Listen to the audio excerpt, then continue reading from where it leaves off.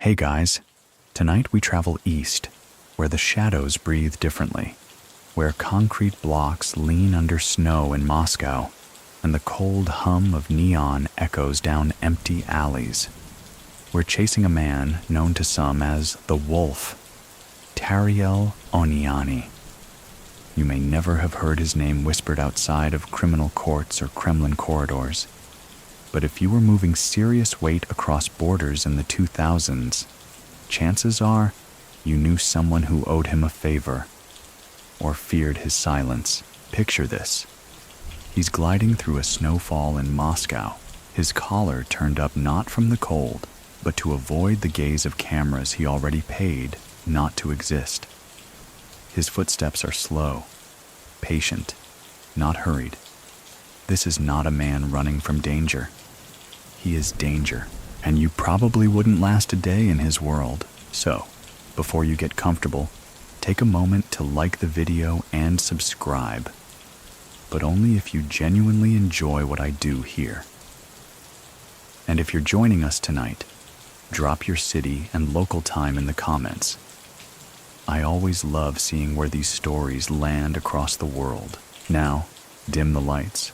Maybe turn on a fan for that soft background hum, and let's ease into tonight's journey together. The Black Sea has its moods, sometimes tranquil, sometimes jagged, like a blade drawn slowly across old stone. That's where Tariel Oniani begins. Born in 1952 in the Georgian city of Tskakaya, later renamed Sanaki, his story doesn't start with violence, but with silence. As a boy, he was small, observant, and drawn not to brute power, but to the art of watching. His childhood home sat near the hills, where cold mist rolled in during dawn, and goats grazed on steep terrain with the same caution as the men who'd raise him. This was Soviet Georgia, its air thick with suspicion, its walls thin with secrets. In a place where poverty spoke louder than politics, children grew up understanding that survival wasn't about strength. It was about subtlety. Tariel's father, a stern, hard-working man with no patience for dreams, worked the rail lines, watching schedules, tightening bolts, fixing what others failed to see.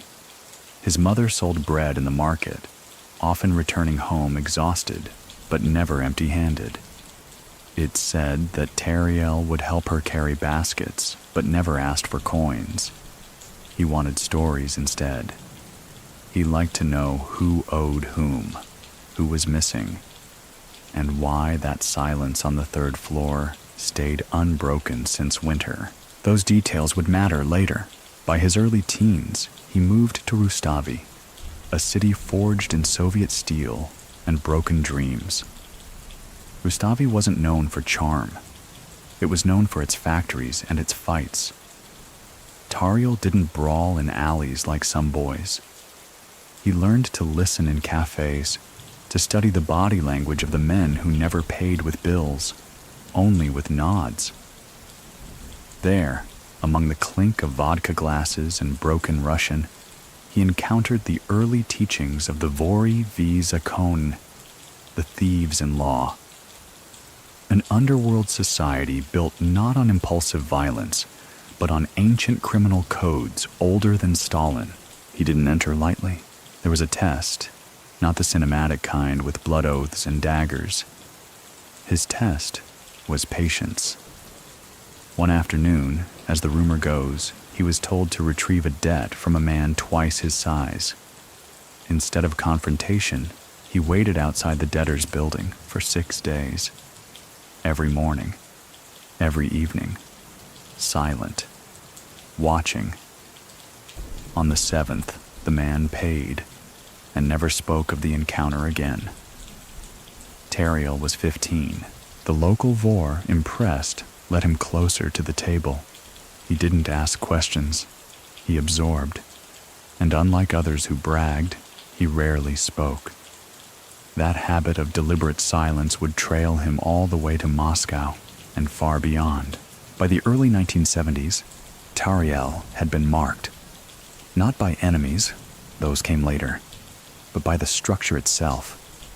The prison system, ironically, gave him legitimacy. A short stint in Kutaisi's correctional colony hardened his reputation. He didn't flinch. He didn't talk. He didn't yield. And when he returned, thinner but sharp as ever, those who once called him boy now called him brother. A quiet storm was forming.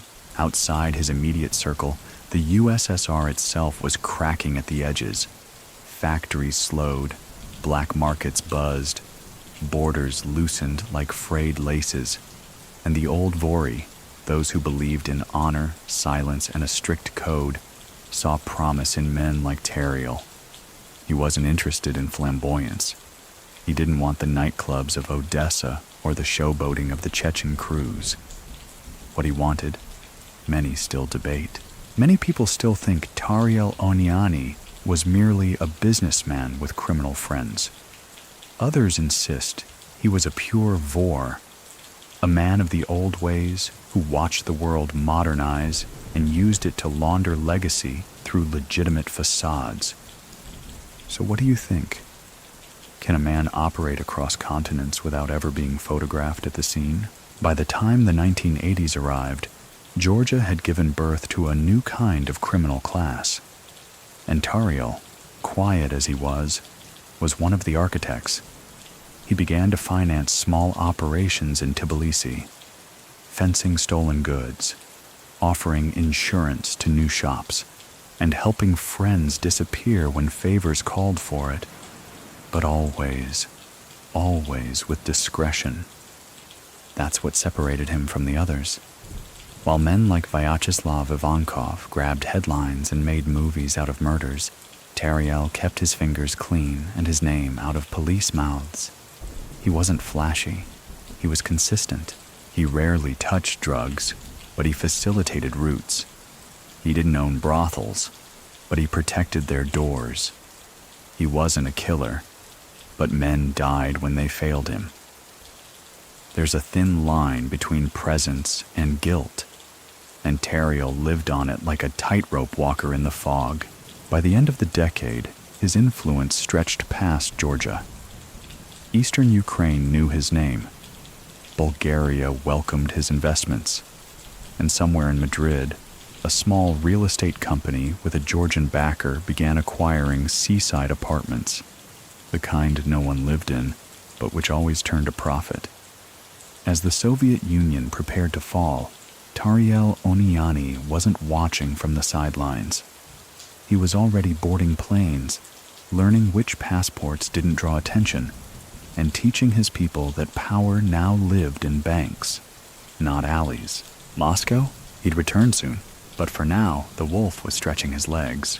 Rustavi, 1970s. Steel dust hangs in the air, and the scent of machine oil rides on every breeze. There's a low hum from the factories that never really stops, day or night. This is where Tariel Oniani comes of age, and this is where he begins to perfect something no one teaches in school, the art of becoming inevitable. In Rustavi, you don't climb by shouting louder. You climb by outlasting. The city, part of Soviet Georgia's industrial pride, churns with sweat and melted metal, but its real economy hums beneath the surface, in favors, secrets, and silent exchanges. Tariel walks those streets like he belongs to the bricks themselves.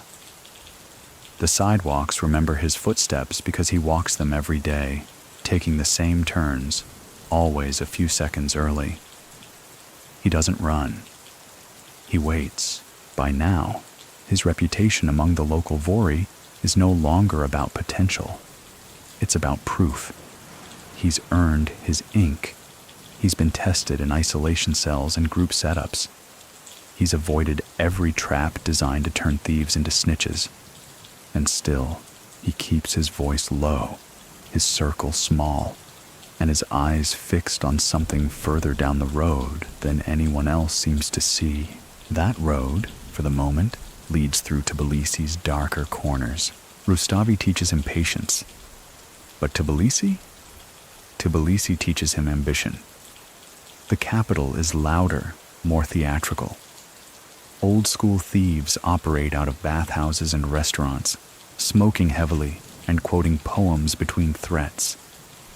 Tariel observes them all like a man taking measurements, not notes.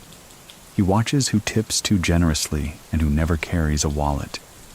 He watches which police drink where and how much. He doesn't drink. He barely speaks. And that makes people uncomfortable in exactly the right way. One night in 1978, something shifts. A warehouse robbery goes sideways.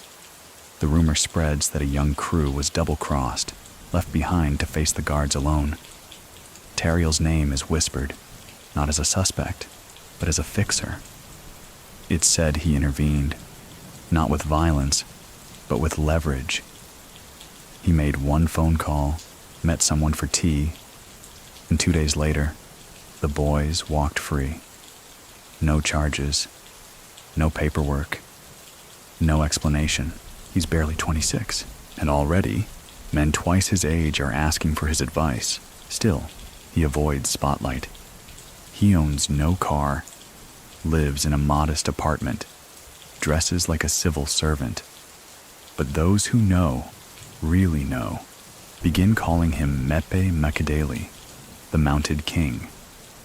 A man who rides forward while others walk in circles. Tariel becomes the kind of figure whose power is best measured in who doesn't speak his name.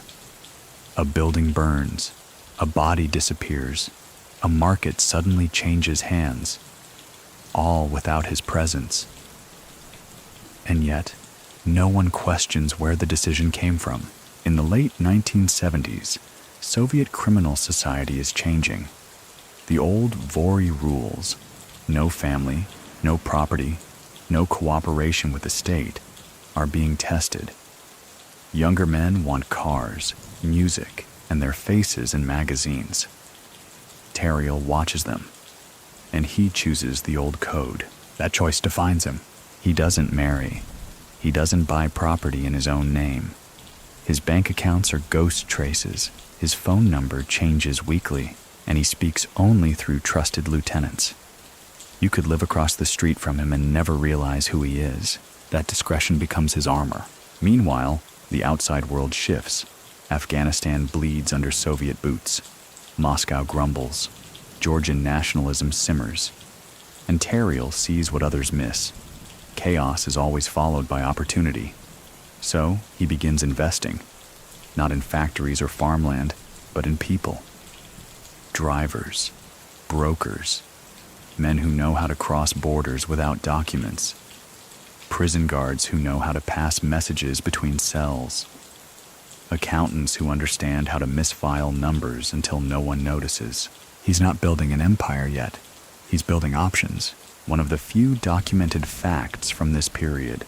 Something even the Georgian ministry would later whisper is Tariel's connection to a construction company that never seemed to finish any buildings. It won bids, collected funds, laid foundations, then quietly vanished. Some say it was a scam. Others think it was a test, a way to see how far his reach could stretch before someone pulled back.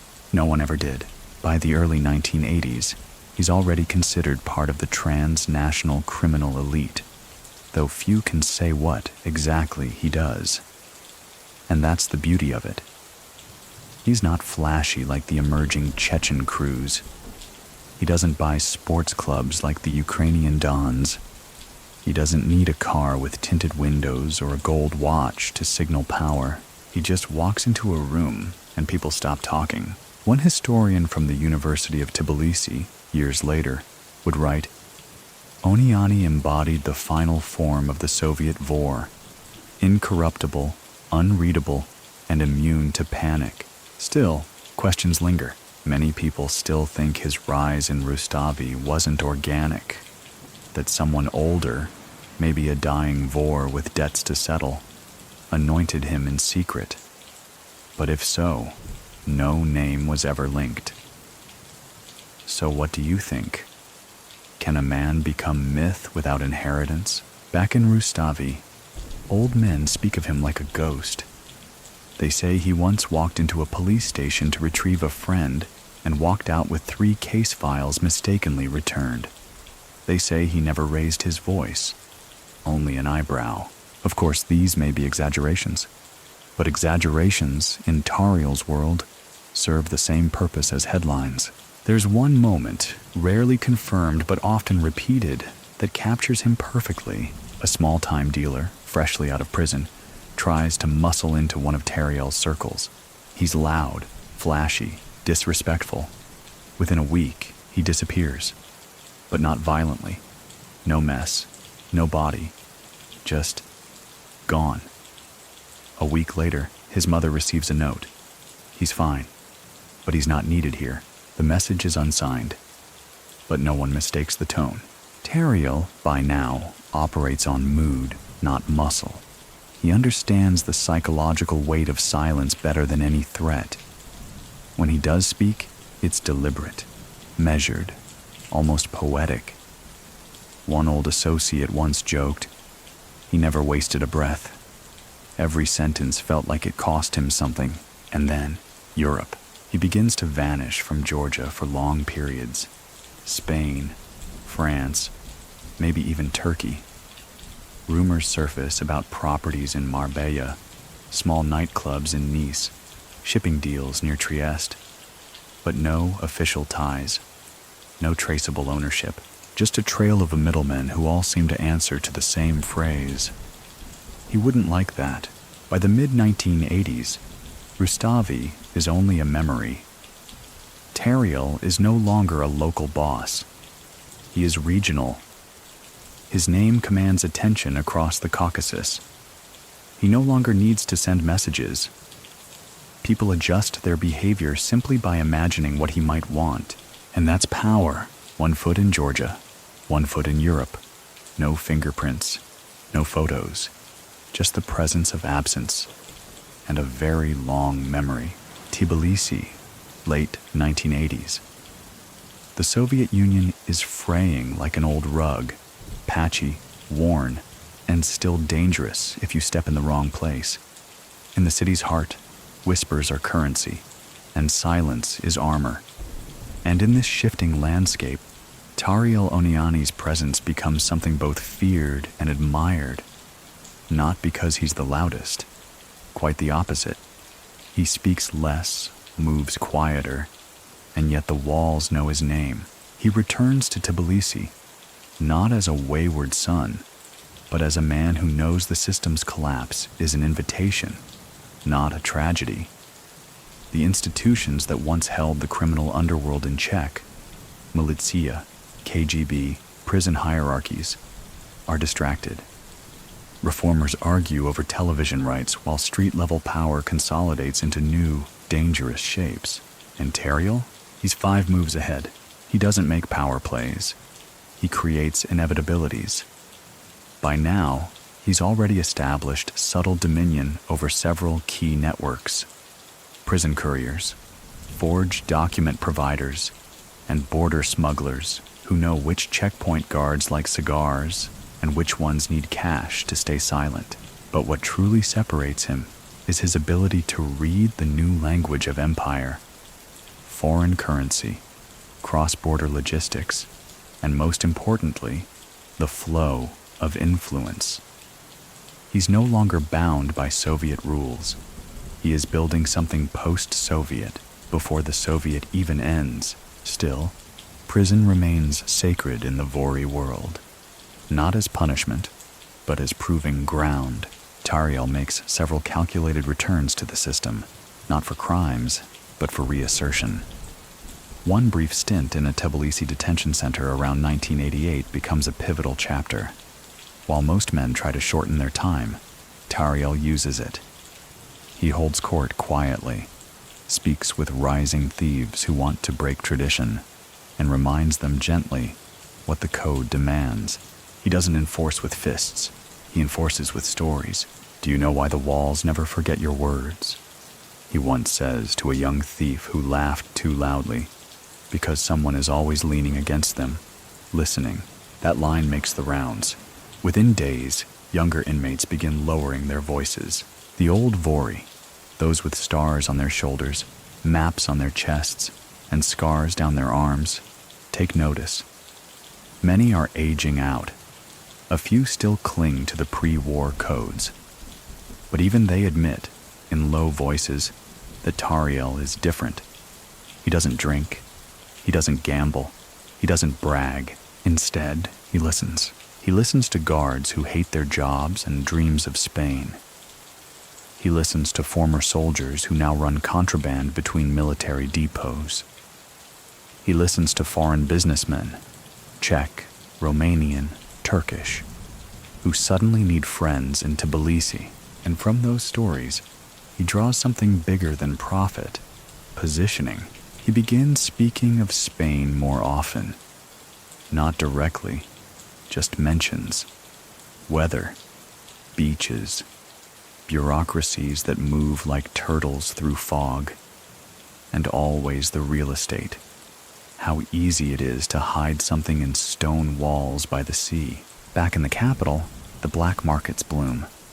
Russian-made televisions, Turkish jeans, German electronics, all smuggled through ports that now lack real control. Tariel doesn't touch the product, but his name is in the logistics. A warehouse opens under a cousin's name. A truck route ships from Batumi to Poti without customs clearance. No one signs a paper, and yet the goods arrive. By the dawn of the 1990s, it's no longer just Soviet Georgia. It's a new half-born thing, fragile and violent. War drums echo from Abkhazia. Politicians promise reforms with one hand while trading bribes with the other. Tariel adapts. He doesn't back politicians. He backs their habits. He learns who drinks what, who owes whom, who once buried a secret in a field outside Gori, and slowly, he begins acquiring secrets the way others acquire land. There's one name that recurs during this time, Dmitry Dika Kvirkvelia, a mid-level fixer who suddenly disappears after a warehouse raid fails. His family flees to Ukraine. His apartment changes hands overnight. And while Tariel never mentions Dika again, the silence that follows speaks volumes. It becomes clear. Oniani is consolidating. He's not just expanding his criminal resume, he's editing history in real time. There's a cafe in central Tbilisi where businessmen meet in the back room, smoke curling like specters around their heads. They say Tariel visited once, unannounced, sat for tea, didn't speak for the first 10 minutes, just listened, and when he finally left, 2 men resigned their import licenses the next morning. That's influence. The kind you don't write about in reports because you can't prove it. But you feel it when your phone stops ringing, when people stop smiling at you in public, when you realize the room is colder, just because someone might have spoken to Tariel. One confirmed historical fact from this era. The 1991 attempted coup in Tbilisi led to widespread blackouts and communication breakdowns. During this chaos, a single convoy of vehicles reportedly moved over 100 million rubles worth of goods out of the capital, untouched. The route was known to only a few. 2 of them were later found in Istanbul. The third was never found. His name? Associated with a logistics firm that quietly dissolved months later. Many people still think the convoy was orchestrated by Georgian military defectors. Others whisper that it was Tariel's dry run, a demonstration that borders, governments, and laws were all just soft walls if you knew where to press. So what do you think? Would you bet against a man who walks through crumbling states like he built them? By 1992, the old world is gone. And Tariel isn't clinging to it. He's already moved on. His ties to Spain are becoming tangible. Flights to Madrid. Business dealings with a small circle of Georgian expats who seem unusually well connected. Police in Barcelona begin filing quiet reports. Unremarkable men with Eastern names buying up villas, warehouses, and cafes with cash and no mortgages. And back in Georgia, his presence becomes spectral. No one sees him, but his name is invoked in negotiations like a neutral god. Tariel wouldn't approve of that, they say, even if he hasn't been seen in months. Meanwhile, the new thieves, the ones who favor speed over strategy, are rising fast. Too fast.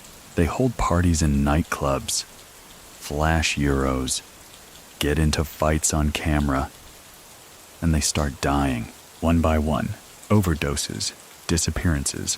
One falls off a balcony, another is found in a river, and the old Vori say nothing.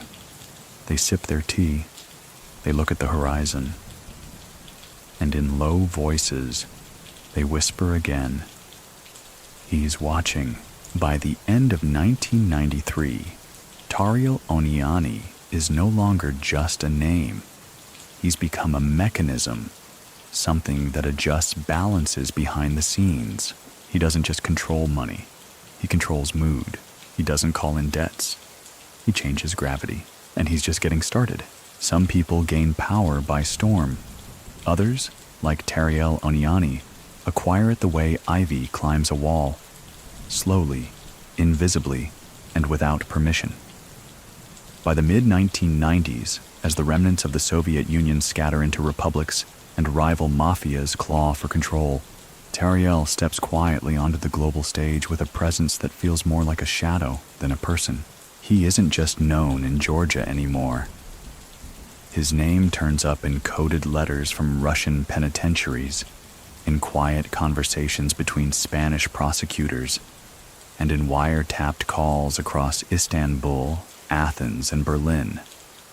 Not as the man pulling every string, but as the one you ask before you pull any. The Vori Zakon, the elite criminal order of the former Soviet world, had always valued tradition.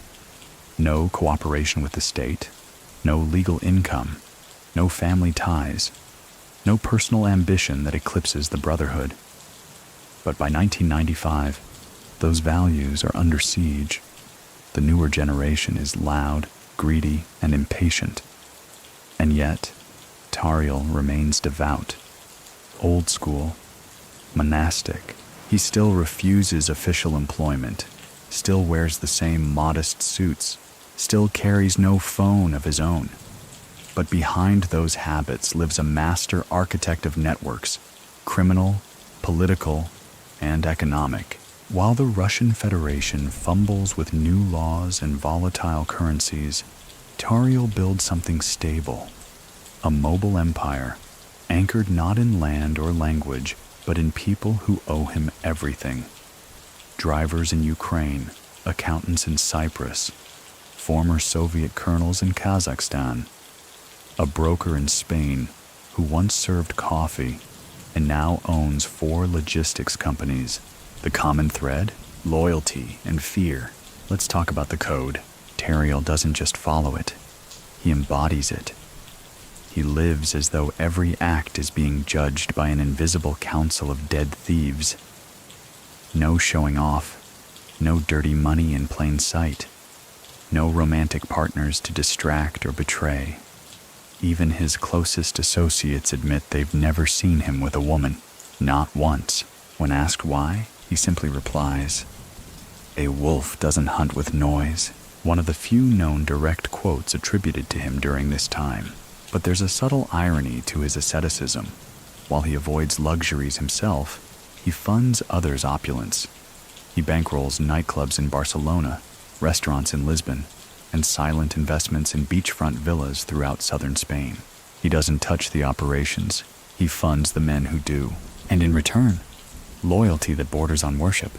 In 1996, a minor kingpin in Marseille reportedly vanishes after failing to pay back a loan he assumed belonged to some Easterners. No violence was ever confirmed, but his estate changed hands quickly, and to a company later linked, through 5 degrees of paperwork, to a man from Tbilisi who never showed up to collect rent. That's the method. No blood, just redirection. A quiet rumor surfaces in Madrid. Tariel owns nothing, but controls everything. No property in his name, no bank accounts traceable. Just presence, the kind you feel behind your shoulder in an empty room. It's during this period that Tariel reportedly earns one of his quieter titles, the Ghost of the Code. Interpol watches him. But what can they watch, really? A man with no digital trail, who rarely speaks above a whisper, who avoids cameras like rain, who can sit at a table with 5 men under indictment and leave without a single photo to prove it. Yet people notice his movements like fishermen notice the tide. One evening in Barcelona, a minor scuffle between rival crews ends in a stabbing. The police are slow to respond, but hours later, all involved parties voluntarily show up at different stations to clarify the incident. No one presses charges, and the tension dissolves. Why? Someone received a call from a man who only speaks when silence has failed. Everyone knows who that is. Historical note. Around 1997, Spain begins increasing its surveillance on Russian and Georgian nationals involved in suspicious real estate activity. Files from this period include vague mentions of a Georgian network linked to Marbella logistics, but no charges ever stick. Not yet. Tariel, meanwhile, moves more freely than ever. He begins to appear in the orbit of influential figures. Businessmen, politicians, ex-military men, all of whom deny knowing him, but none of whom dare contradict his name. He's invited to gatherings but never attends. He funds projects without being listed. He influences decisions by simply not interfering, because the suggestion that he might change his mind carries more weight than any threat. There's a particular story, half confirmed, often repeated among the Eastern European underworld. In 1998, a shipment of counterfeit currency is intercepted in Naples. The Italian police believe it was destined for the Balkans, but suddenly the investigation is halted, redirected, and rerouted toward a Turkish syndicate. One officer resigns, another transfers, and weeks later, a diplomat's brother buys a home in Madrid with cash. So what do you think? Many people still think the operation was simply too messy to prosecute. Others believe that Tariel, through a chain of favors and strategic generosity, redirected the heat just enough to let the truth fade behind paperwork. One thing's clear. He knows how to turn smoke into stone, and stone into shadows. In Spain, a quiet dossier begins to form. Authorities connect a dozen figures, Georgian, Russian, Armenian, who meet irregularly, speak in veiled phrases, and seem to revolve around someone who never appears on paper. That someone, always described the same way. Never loud, never armed, never in photos. Just there. Tariel doesn't dominate through violence. He dominates through the absence of resistance.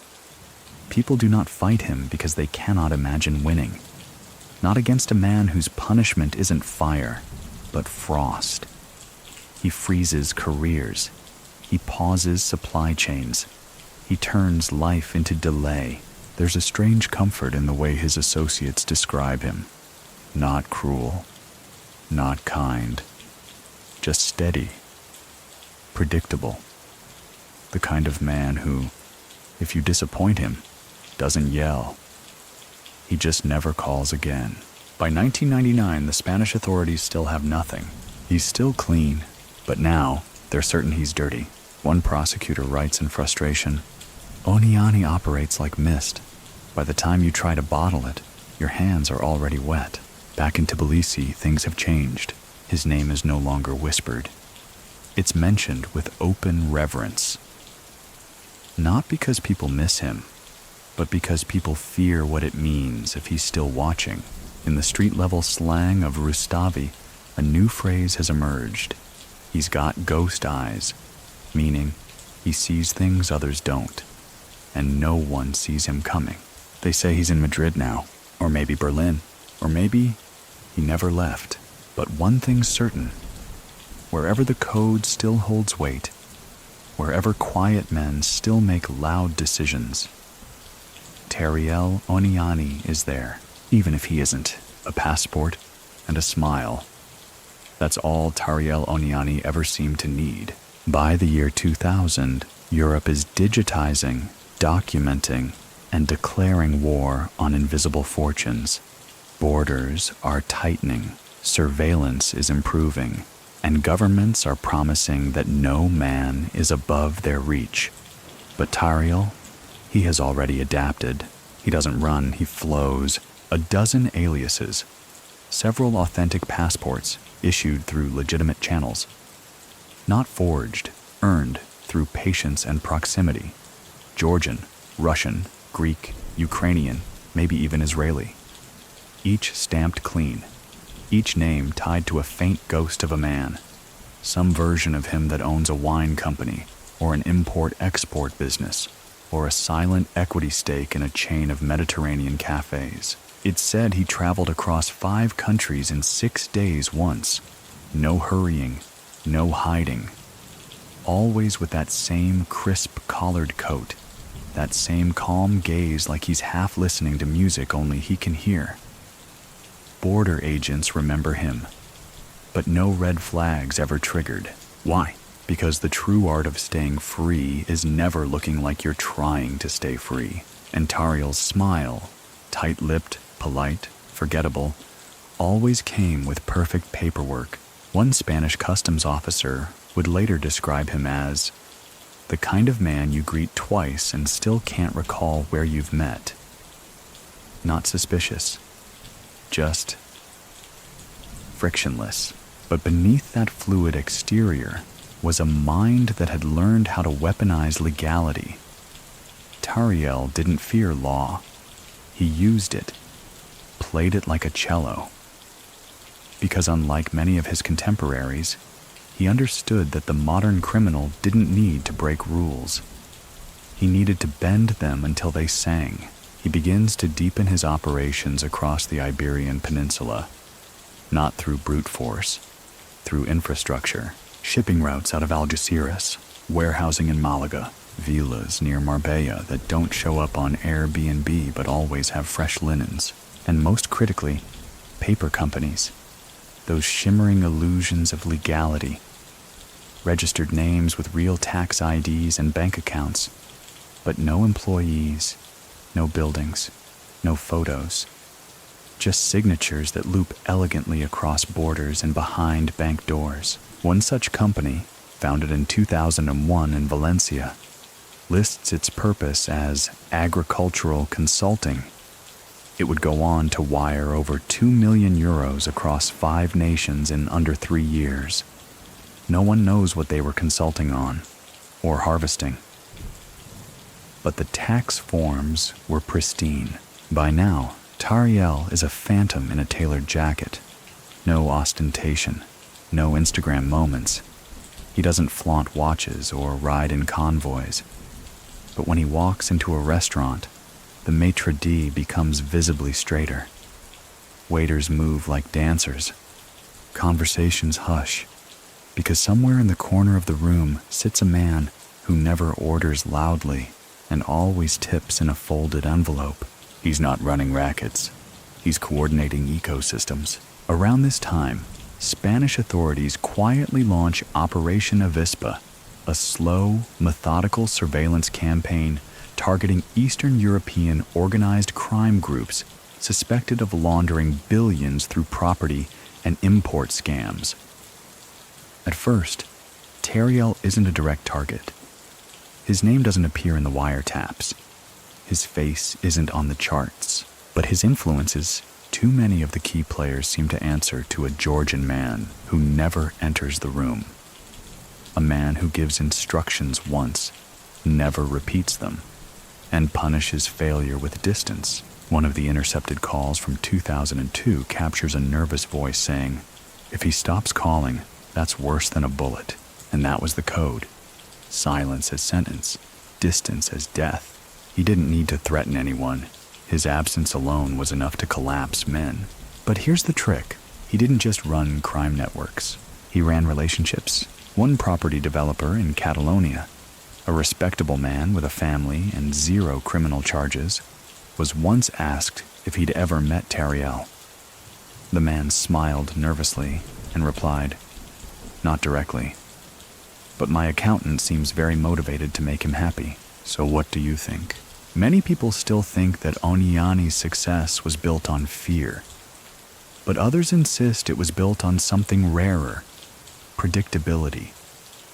That in a world where everyone chased chaos and drama, Tariel offered quiet efficiency. So which one would scare you more? A scream in the dark or a locked door that never opens again? There's a confirmed record from 2003. A Marbella-based law firm suddenly began handling unusually complex tax filings for multiple Eastern European clients. The firm's managing partner resigned after less than a year and later moved to Andorra without explanation. One junior associate claimed he'd once seen a man fitting Tariel's description leave the office late at night, flanked by no one, carrying nothing, but that was his method. He never needed to shout. He simply arrived. He began investing in legitimate businesses as camouflage, rental agencies, cleaning companies, seafood distribution. He bought into nightlife without attending parties. And though his name never appeared in the registries, every bouncer, bartender, and barback knew who paid the bills. Meanwhile, authorities across Europe were growing nervous. The structure was too clean, the assets too spread, the documents unforgeable. Someone had built this with forethought. Someone had planned for both growth and retreat, and the trail, inevitably, led back to the same phantom in a passport. Interpol officially flagged him in 2004, not as a fugitive, not as a suspect, but as a person of high interest.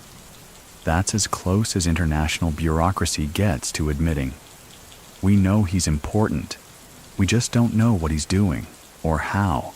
Still, Tariel remained untouched. The Spanish surveillance files began to grow.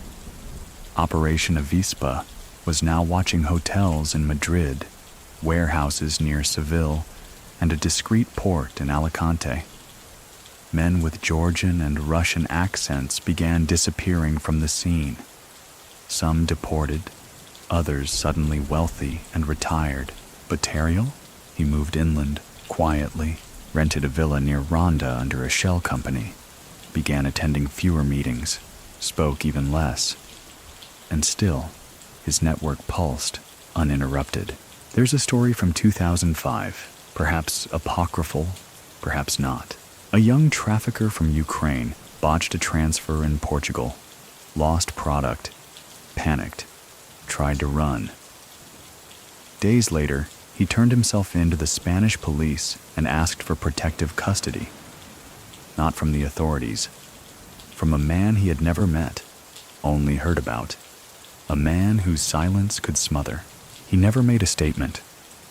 But when asked why he turned himself in, he simply replied, "I didn't want him to wonder where I was."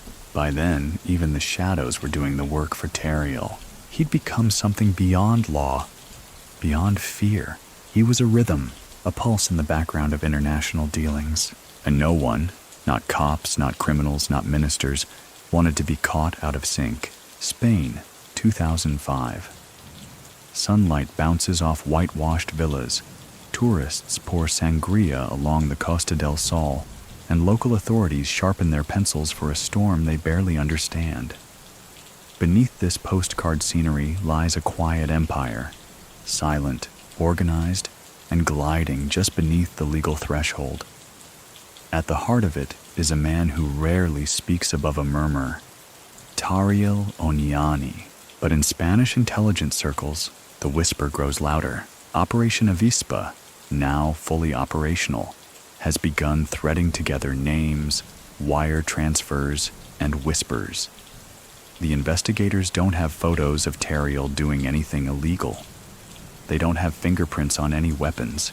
They barely have his voice. but they know what's happening. The money is moving faster than ever.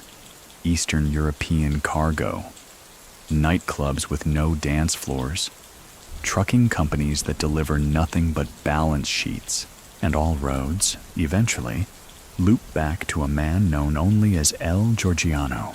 Tariel, for his part, seems entirely unbothered. He's still drifting between cities, Marbella, Madrid, sometimes Malaga, with that soft tread of someone who owns everything and needs to prove nothing. His clothing? Unremarkable. His demeanor? Courteous. His arrival? Never announced. One evening in early summer, he shows up at a small cafe on Calle de Jorge Juan. He orders mint tea, sips it slowly, and leaves a generous tip, not in bills, but in a sealed envelope. No one sees him again for weeks, but the owner later upgrades the kitchen, expands his seating, and hires 2 new staff. No loans, no explanation. That's how Tariel worked. He didn't demand loyalty, he funded dependency, and for every man who owed him a favor, 10 more feared being in debt to him. As Spain begins its quiet war on organized crime, Tariel leans back and watches, because while police sharpen tactics, he sharpens timing. He knows which judges are approaching retirement, which prosecutors have kids in international schools. He doesn't bribe them. He anticipates them. He becomes the ghost in the machine, but eventually, even ghosts leave traces. Around mid-2005, investigators intercept several calls between mid-level operatives in Madrid and Catalonia. The subject: logistics, cash, routes. But always, a vague reference to someone higher who approved nothing without knowing everything. Tariel's name is never spoken, but his initials appear. Once, on a napkin. That's enough to make a file grow teeth. Meanwhile, he's tightening control. Tariel begins phasing out loud players. Young men with flashy watches, fast cars, and faster tongues begin disappearing from the network. Some are relocated, some are warned, and some, well, they simply stop being mentioned. There's a legend, perhaps exaggerated, that one of his own lieutenants once grew bold, began negotiating without permission. The next month, his business account was frozen, his car impounded, and his closest associate was arrested on unrelated charges. Tariel didn't yell. He didn't threaten. He simply made the world less convenient. And in his world, inconvenience was a death sentence. But the Spanish weren't the only ones watching. Back in Georgia, new governments were forming. Anti-corruption slogans echoed through parliament halls. And yet, old ties remained. Tariel's influence in his homeland, though increasingly subtle, was still felt. Judges remembered favors. Ministers remembered dinners, and border guards remembered Christmas bonuses that came in thick white envelopes. Still, even he could sense the tightening noose. So he shifted again, started liquidating some assets, moved property through distant relatives, shifted ownership of companies to wives, cousins, friends of friends. He evaporated without vanishing. And even as Operation Avispa approached full momentum, Tariel did the unthinkable. He began transitioning toward legitimacy. Not completely, not loudly, but slowly. Investments in construction companies, ties to shipping lines in Greece, a subtle acquisition of farmland in eastern Spain, done through an intermediary who listed olive oil futures as his passion project. He even opened a foundation, a quiet, low-profile charity aimed at supporting Eastern European migrants. No photos, no galas, just forms filed properly and donations made carefully. The Spanish were stunned. How do you arrest a man who is now helping the poor? Of course, none of it was clean, but none of it was traceable either. One senior investigator wrote, "We are dealing with someone who builds mazes inside mirrors." But Tariel wasn't just being clever. He was being realistic. He saw what happened to others. The flashy dons, the ones who waved gold canes and posted bodyguards at cocktail bars. They burned quickly. He aged like stone, yet cracks were forming. A growing number of associates were being arrested. Minor figures, drivers, money handlers. The authorities were closing in not with helicopters and headlines, but with silence and subpoenas. And Tariel, as always, was watching. There's a moment, quiet, pivotal, that signals he knows the storm is near. He cancels a trip to Athens, books a last-minute train to Marseille instead, stays in a modest hotel. No entourage, no visible security. Just him, reading a newspaper in the lobby like he's waiting for someone who never arrives. Some say he met with a diplomat's aide there. Others say he was planning to vanish for good. One waiter remembers him saying, in flawless French, "Even a quiet man must sometimes consider retirement." But he didn't retire. He regrouped. He returned to Spain briefly, then to Berlin, then possibly Moscow. No one knows for sure. Because by 2006, the net around Tariel Oniani had grown wide, but still not tight. And yet, the temperature was rising. One confirmed case from this period. A Russian businessman arrested in Malaga with ties to narcotics, property scams, and offshore laundering. In his pocket, a phone number scribbled on a receipt, traced to a prepaid device active only during a 3-day window in Valencia. The number? Believed to be linked to a cafe once visited by Tariel. It was a ghost chase. But the ghosts were moving faster now. Spanish prosecutors filed their first official charges naming Tariel in early 2006. Conspiracy, money laundering, association with criminal enterprise. He wasn't arrested, because of course he wasn't there. So what do you think? Many people still think he fled just in time. Others believe he orchestrated the accusations himself, to force the slow unraveling of weaker links, to test who among his ranks would break first. So, which is it? A man evading a trap, or a man building one? One thing was certain. The Spanish years were coming to a close, but Tariel Oniani? He was only shifting theaters. The wolf had sniffed the air, sensed the fire, and slipped back into the smoke. And somewhere in Moscow, a chair was already waiting for him. Some men flee when pressure rises. Others adapt. Tariel Oniani. He relocates the pressure. By late 2006, as Spain prepares to act on the intelligence collected during Operation Avispa, Tariel simply ceases to exist. In Spain, at least. No exit stamp, no farewell, no dramatic chase. He just isn't there anymore. And before the authorities can align their warrants, his trail has gone cold. Some say he left via Gibraltar, disguised as a Turkish merchant. Others insist he used a diplomatic channel, one of those quiet, unofficial favors traded between powerful men. But there's no flight manifest, no ferry record, nothing to prove anything except his absence. Where does he go? Moscow. Not the glittering Moscow of oligarchs and champagne fountains, the darker one, the one humming beneath the marble, the one with security firms that don't advertise and offices that smell like printer toner and paranoia. Tariel slips into it like smoke into cloth. Because Russia, for all its complexity, has one undeniable trait. It protects its own when it suits them.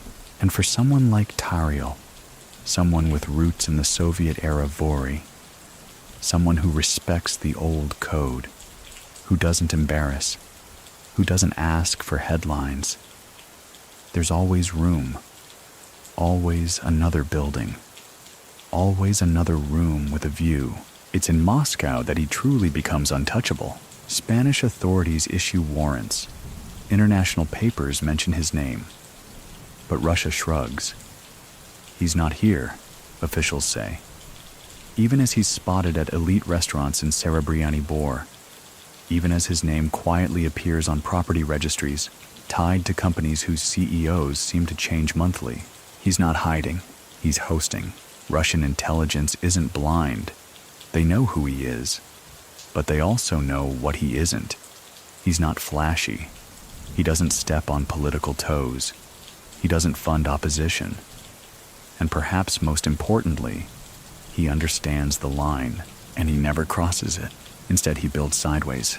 Tariel begins aligning with the old Moscow networks, those shadowy webs where law enforcement overlaps with security firms, and where loyalty means never needing to say a name out loud.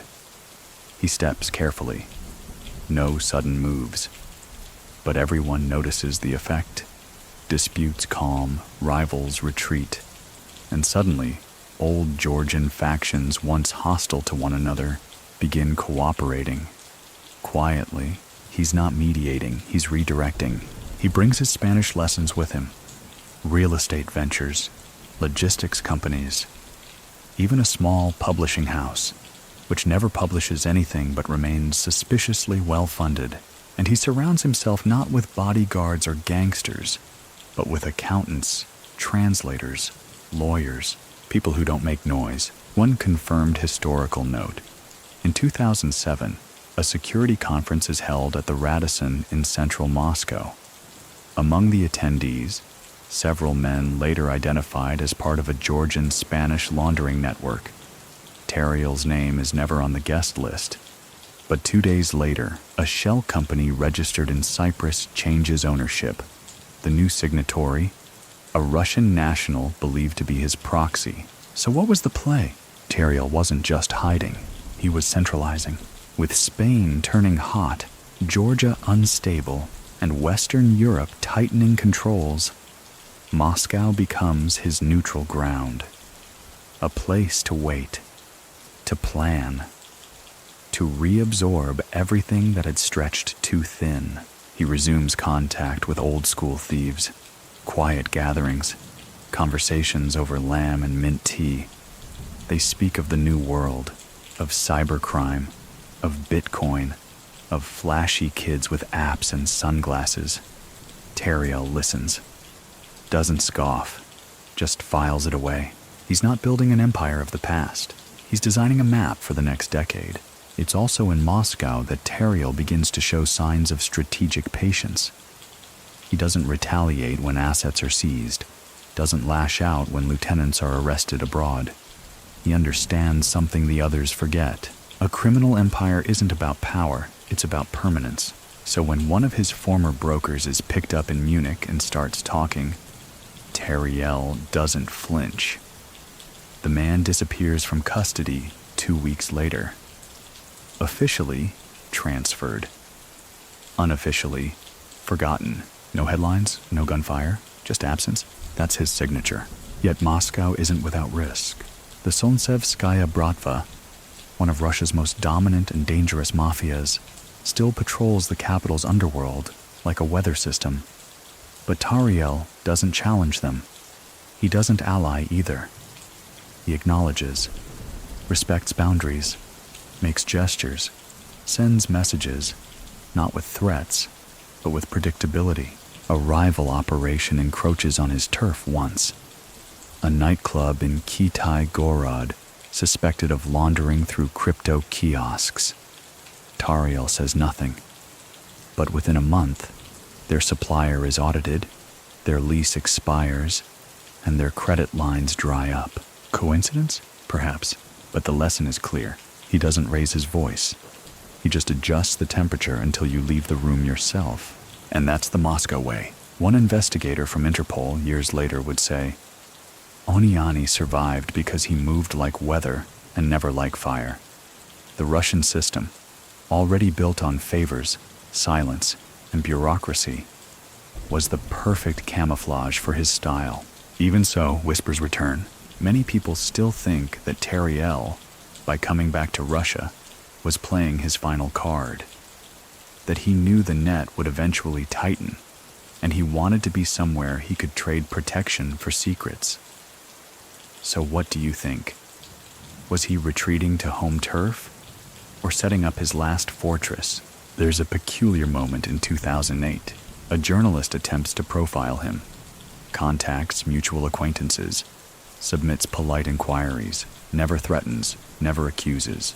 He disappears for a week, reappears with no memory of who he called or what he found. He quits the story, leaves Moscow, changes careers, never mentions the name again. No violence, no warning, just silence, and the kind of lingering chill that doesn't leave you, even in summer. Tariel, for all his mystery, still obeys the old code, still meets in person, still shakes hands instead of signing contracts, still keeps no phone. If you want to speak with him, you speak with a man who speaks with another man, who might, if the time is right, bring you to the edge of a conversation. And even then, you might only be speaking to a reflection.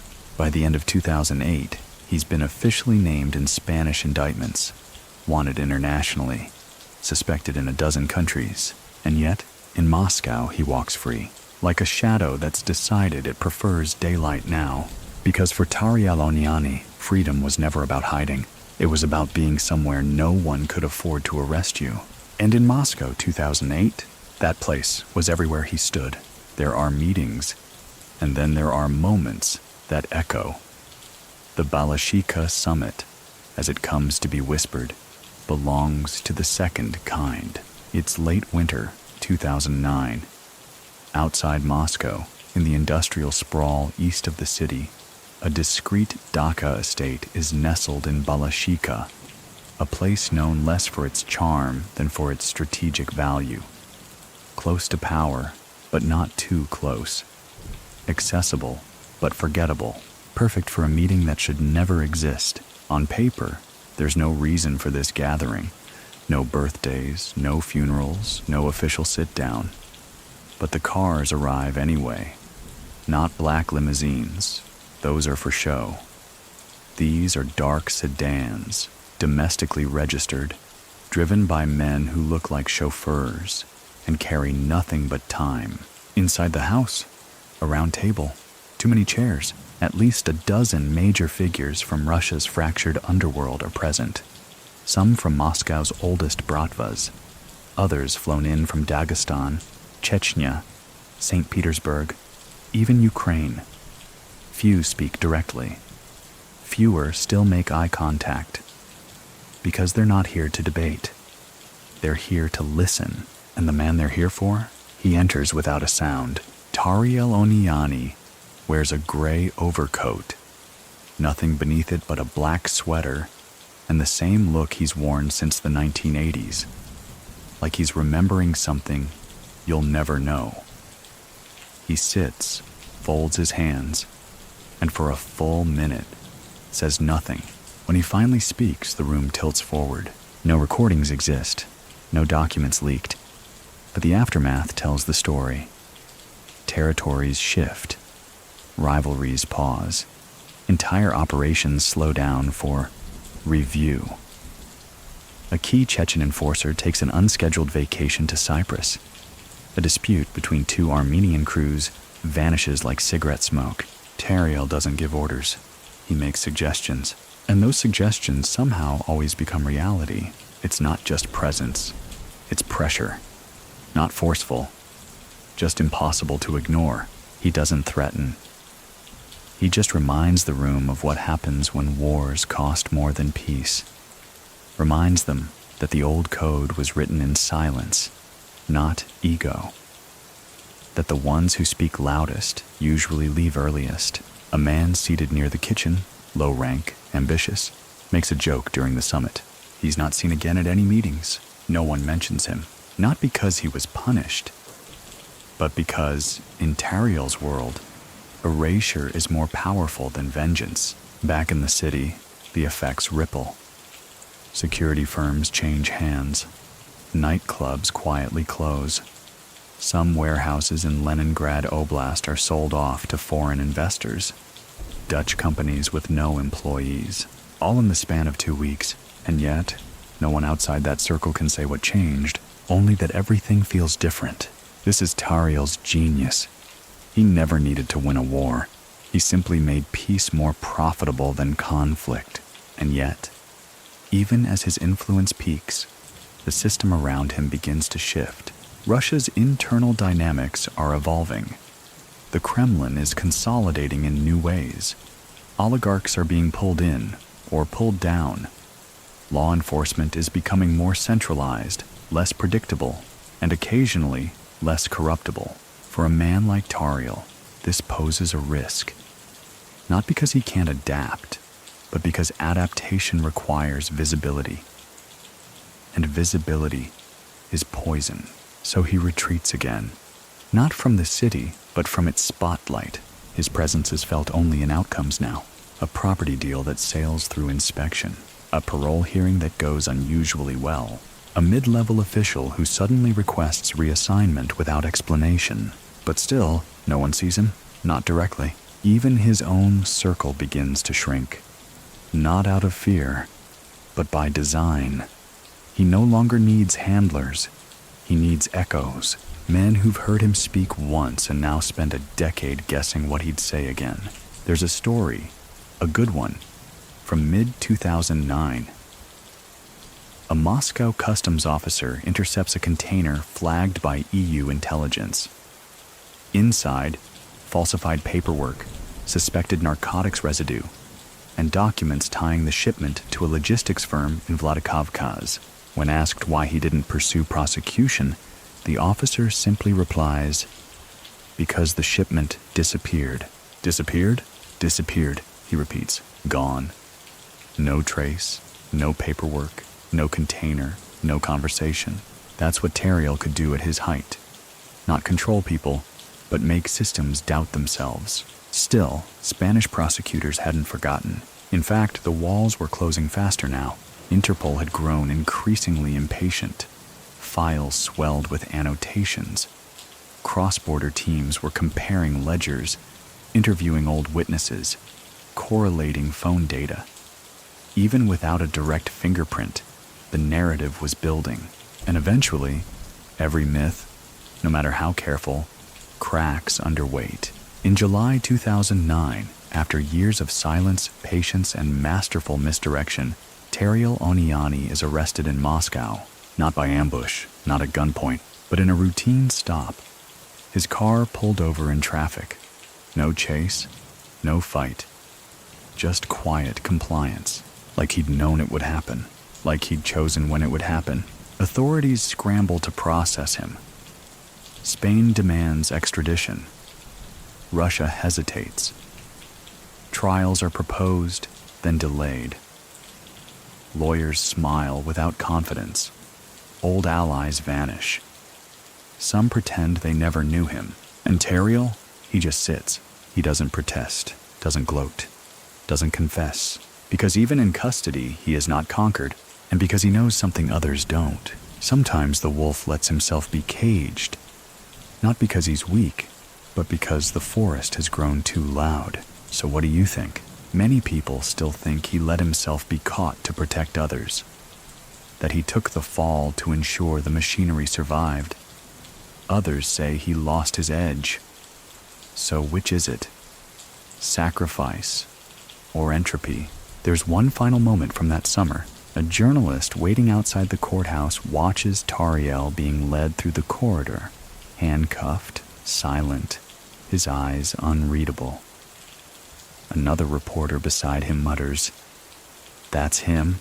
The first just nods, then whispers, "He doesn't look like a man who's lost anything." And maybe he hadn't, because power, once earned through silence and patience, doesn't vanish with handcuffs. It lingers, and sometimes it smiles.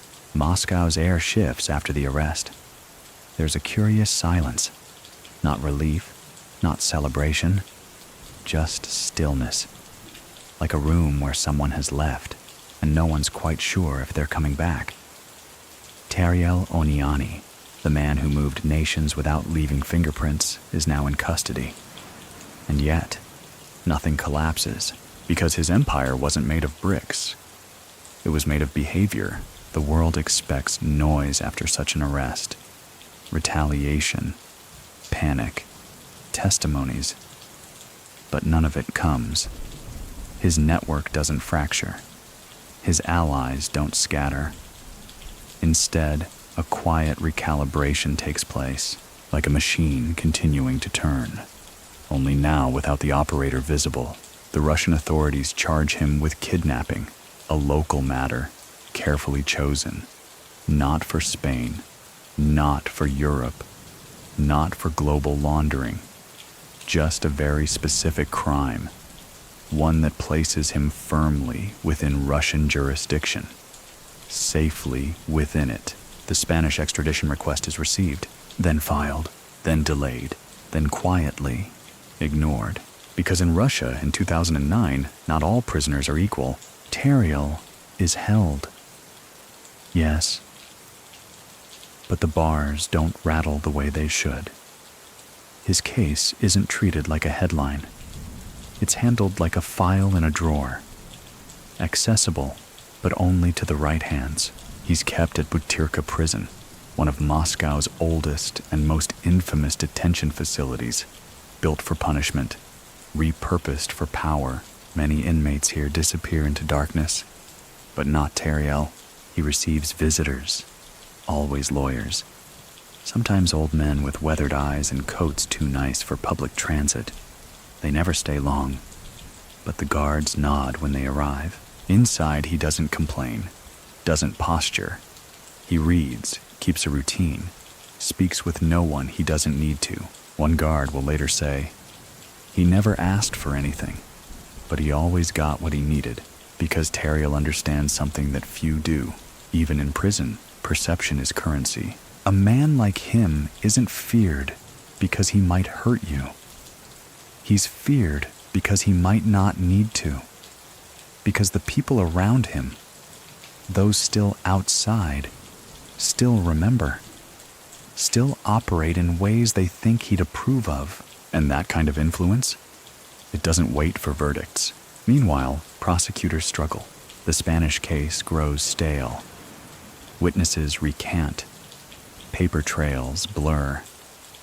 The longer Tariel remains on Russian soil, the more complicated extradition becomes.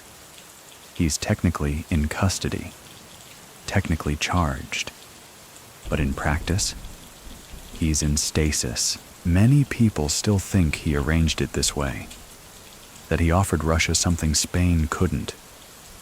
So what do you think? Did he trade silence for sanctuary? Or had he simply played the game so long that even prison became part of the board? It's during this strange, almost surreal period that rumors begin to swirl of another summit, a meeting, this time without him, organized by his lieutenants, held in St. Petersburg.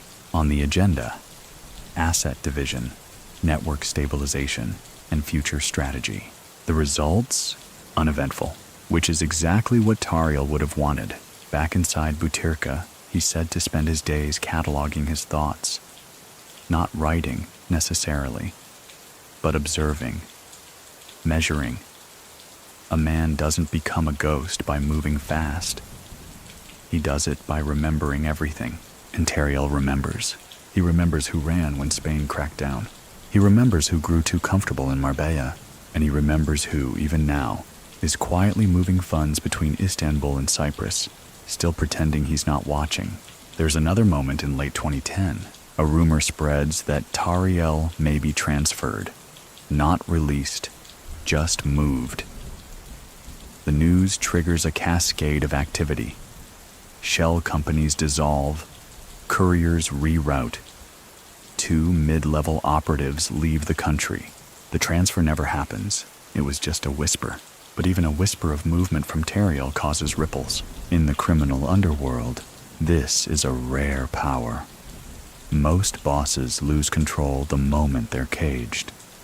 Their lieutenants fight, fragment, fall. Their rivals swoop in. Their allies reconsider. Tariel, he becomes more central, not because he asks, because he doesn't need to, because his absence is louder than most men's speeches. A historical fact to anchor all this. In 2011, Russian authorities officially deny extradition to Spain, citing his ongoing trial in Russia. Spain objects. Russia shrugs. Tariel remains in custody, but not theirs. By now he's the prisoner who isn't really a prisoner. He eats better than most, speaks with whoever he wants, maintains perfect health. Some say he exercises every morning, like clockwork. Others say he sits by the window, watching pigeons, lips barely moving, like reciting something only he understands. And yet beyond the walls, his presence endures. A nightclub owner in Moscow's Presnensky district pulls out of a business deal suddenly after learning the partner had past issues with Tariel's circle. No threats, no police, just a name, spoken quietly over dinner. That's all it takes. A slow reminder that while Tariel Oniani may be detained, his influence isn't. But the years wear on, and questions rise. Is he still in command? Is the empire still his? Many people still think his power ended at the gate of Butyrka, that his silence became irrelevance. But others argue that Tariel never led through noise anyway, that his leadership, like his legend, always worked best when it could not be seen. So what do you think? Can a man still rule the night, even from behind locked doors? In 2012, a prison staffer retires. He writes a memoir, only one chapter on Butyrka, just a page about Tariel. He ends it with a line that sticks in the mind like smoke in a jacket. He never asked me for a thing, but I never looked him in the eyes twice. That was enough. That was always enough. Tariel Oniani is in prison. That much officially is true. But outside the gates of Butyrka, in the wide expanse of Moscow's late-night conversations and the quieter corridors of power, his influence doesn't weaken. It sharpens, because confinement for Tariel is not an interruption. It's a refinement. He's no longer expected to appear. He doesn't need to take calls, attend dinners, or approve operations. Instead, his silence becomes doctrine. His absence becomes ritual. Decisions are made in his name, not because he asks, but because people ask themselves what he would do. And that's a rare kind of legacy. To be consulted by men who have not seen you in years, to be obeyed by men who never met you. This is how empires survive storms. Outside, the underworld is changing. Russia's criminal landscape in the early 2010s is undergoing a metamorphosis. The old-school Vori v Zakon are increasingly squeezed by newer players, flashier, richer, digitally fluent, and less inclined to respect the old codes. Cryptocurrency laundering becomes the new hustle. Online scams replace cash pickups, and loyalty, that's traded for convenience. But Tariel's shadow remains. And not just in Russia. Reports begin surfacing across Europe. Properties in Spain and Portugal are quietly sold off. Firms in Bulgaria and Hungary wind down. Paper trails erased, bank accounts closed. But not chaotically. Deliberately, a slow, calm rollback of the very scaffolding he spent decades erecting. Not because he's afraid of exposure, but because he's preparing. For what? That's the question that keeps law enforcement awake. Interpol keeps the red notice active. Spain still insists on extradition. But Russia, steadfast and unmoved, holds Tariel like a priceless antique under lock and key. No one gets in, no one gets out, and no one dares press too hard. Because the question that rattles in the quiet halls is no longer, where is Tariel? It's who owes him. In 2013, a scandal breaks in a southern Russian province involving a construction firm linked to state contracts. The firm folds. The scandal vanishes. A week later, one of its senior advisors takes a job at a logistics firm in Moscow. The owner of that firm, a nameless offshore trust, managed by a man whose only public photo is from 1984, and who once shared a cell, briefly, with Tariel Oniani. Coincidence or callback? This is how Tariel operates now. Not as a voice, but as a geometry. Quiet angles behind things. The way a meeting ends a little faster. The way a deal suddenly has no appetite. The way a man looks down when someone mentions Rustavi. And while most imprisoned bosses fade into irrelevance, Tariel's mythology grows. Documentaries start to float the idea that he was the last true Vor. Writers speculate about his spiritual connection to the old thieves' code. Former police officers speak with unusual respect, calling him controlled, methodical, unshakable, and still, no interviews. He never gives a quote, never writes a memoir, never grants a single media request, because Tariel knows every word spoken publicly becomes a tool for someone else. So he says nothing. Let's talk about how he stays informed, not through contraband phones, not through corrupt guards, though he could have either. He uses conversation relays. A visitor speaks with his lawyer. His lawyer later meets with someone at a lunch. That someone repeats a phrase to a third party. The third party adjusts a business decision, and somehow a shell company changes jurisdiction. A silent partner is replaced. A warehouse in Rostov is sold for cash. It's slow, yes, but it's impossible to trace, because who could prove a man in prison orchestrated anything when all he did was nod? Many people still think his time in Butyrka was spent consolidating power. Others argue he had already stepped back, that he was slowly fading by design. So, what do you think? Is it the retreat of a tired general, or the patience of a man who has never needed to rush? Either way, the legend grows. One former associate tells a reporter, off record, "He's the only man I ever knew who made you regret speaking, even when he agreed with you." There's power in that, and it echoes. But not everyone is content to let the silence rule. A new faction rises in Moscow's outer districts. Young, fast, disinterested in tradition, they begin moving in on old territories. Clubs, small ports, laundering routes. They don't speak of the old Vori. They call them dinosaurs. One of them, a flashy upstart with a platinum Rolex and a cigarette he never finishes, makes a statement in a nightclub, loudly claiming that Tariel Oniani is a ghost story told by cowards. A month later, the club burns down. No deaths, no arrests, no warnings, just smoke. The young man disappears, resurfaces in Cyprus, no longer loud, no longer ambitious. That's the lesson. You don't need to strike. You need people to believe you could have. And Tariel, he's made a religion of that belief. There's one more quiet move in late 2013. A Turkish cargo company, previously linked to narcotic smuggling, shuts down all operations. The CEO, a distant cousin of a former Georgian minister, retires. The assets are liquidated. 3 months later, a new firm opens in Kazakhstan. Same industry, same roots, different names. The local director, an old logistics consultant from Valencia, who hasn't been photographed in over a decade. Some things never die. They just change labels. It's a strange thing, watching an empire adjust its shape without its ruler lifting a hand. But that's exactly what happens after 2013. Tariel Oniani, still locked behind the high walls of Butyrka, somehow remains the calmest man in the room, even when the world outside begins cracking at the edges. The old criminal order, the one built on tattoos, silence, and rituals, is bleeding from both sides. Governments are smarter. Surveillance is everywhere. Young criminals are louder, less careful, and far more volatile.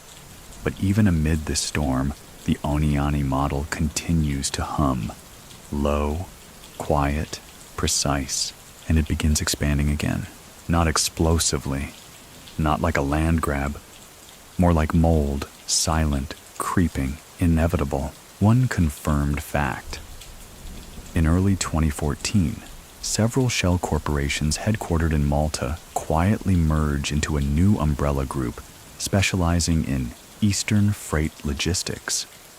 The founding documents are signed in ink by men with no history, no photographs, and, upon further research, no current addresses.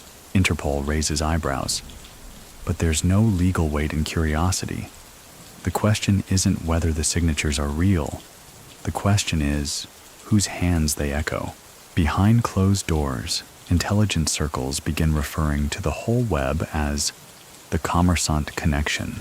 It's not an official term, just a nickname, drawn from an incident that no one will speak about publicly, but which lingers in every investigative whisper like smoke in a sealed room.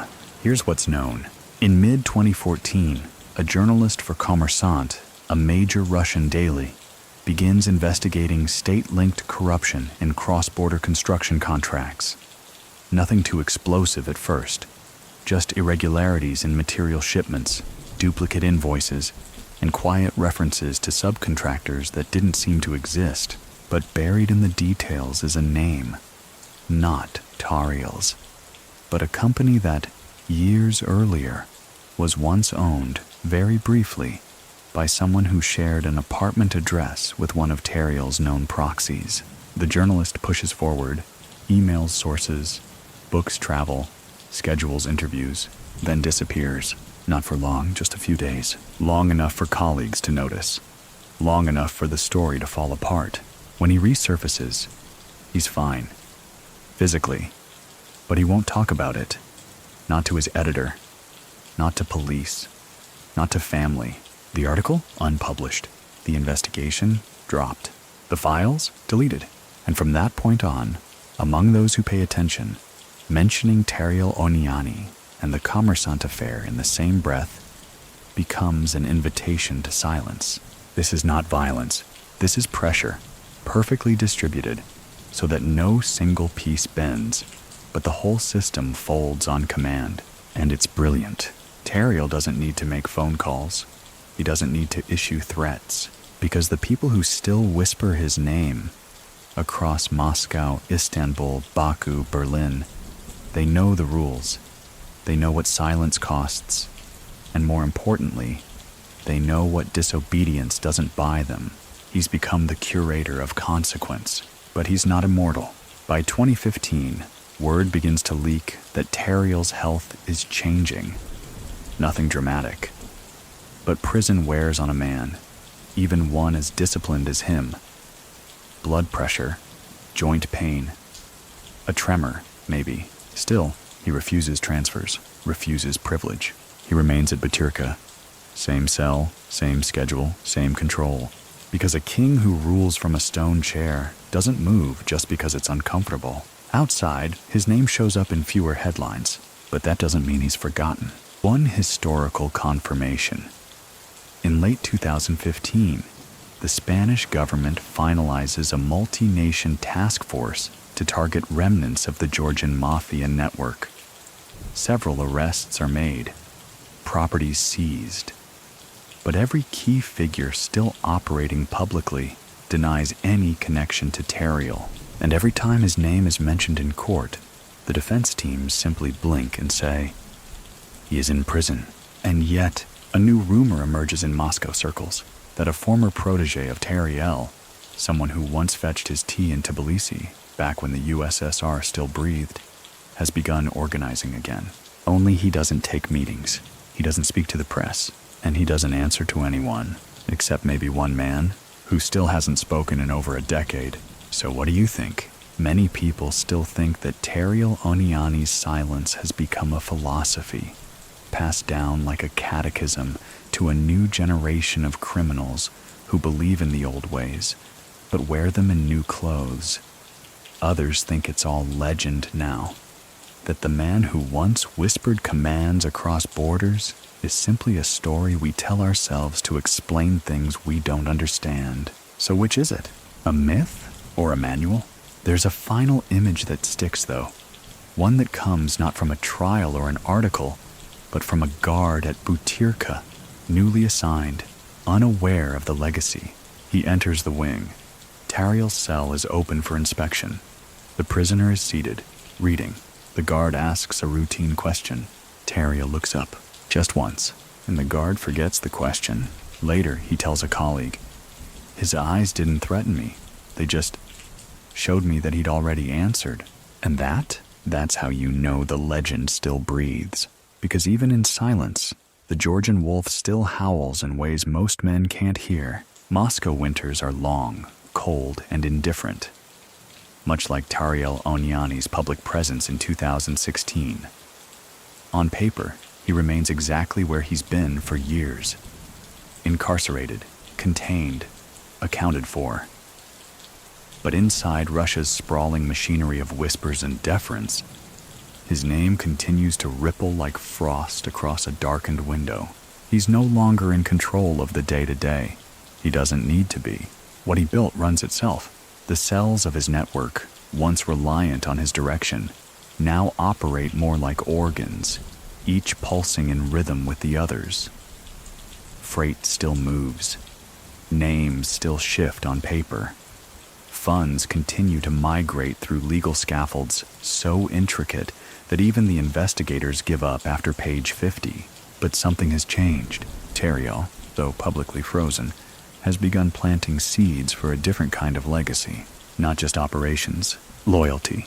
Within Moscow's newer underworld, populated by programmers, smugglers of rare earth minerals, cryptocurrency launderers, and even influencers who think the Bratva is just a TikTok filter, there is a vacuum, a hunger for something more than clout and fast cash. And the whispers return of a man who never raised his voice, who never bought watches, who never got caught making noise, only making order. Among the more traditional thieves, his name is still spoken with a tilt of the head, a lowered voice. He's the last of something. Maybe the last man to wear the code instead of branding it. Even the newer generation, those who scoff at tattoos and think the Vorivzakon are folklore, pause when his name surfaces, because he never sold out, never cut deals, never played politics. He simply endured. And in an age when everyone wants to go viral, endurance is terrifying. Meanwhile, on the outside, something else is happening. A return of sorts. Not Tariel himself, but the shape of his strategies. In Kazakhstan, a former customs official opens a trade consulting firm. It grows suspiciously fast. In Cyprus, a financial trust linked to a forgotten address in Malaga quietly absorbs 3 old companies no one had bothered to close. And in Istanbul, a man known only by an alias resembling one of Tariel's 1990s pseudonyms begins attending retired diplomat functions. No single event points to him, but the pattern feels familiar. Investigators across multiple jurisdictions begin flagging new activity from sleeping networks. Legal entities that had been dormant since 2009 are suddenly registering tax returns. Properties once sealed by court order are now being sold, clean, legal, and through newly empowered representatives. It's as if someone, somewhere, gave a quiet nod and then turned back to his book, a confirmed development. In late 2016, the Russian prison system undergoes an administrative overhaul. Several high-profile detainees are moved. Tariel Oniani is not among them.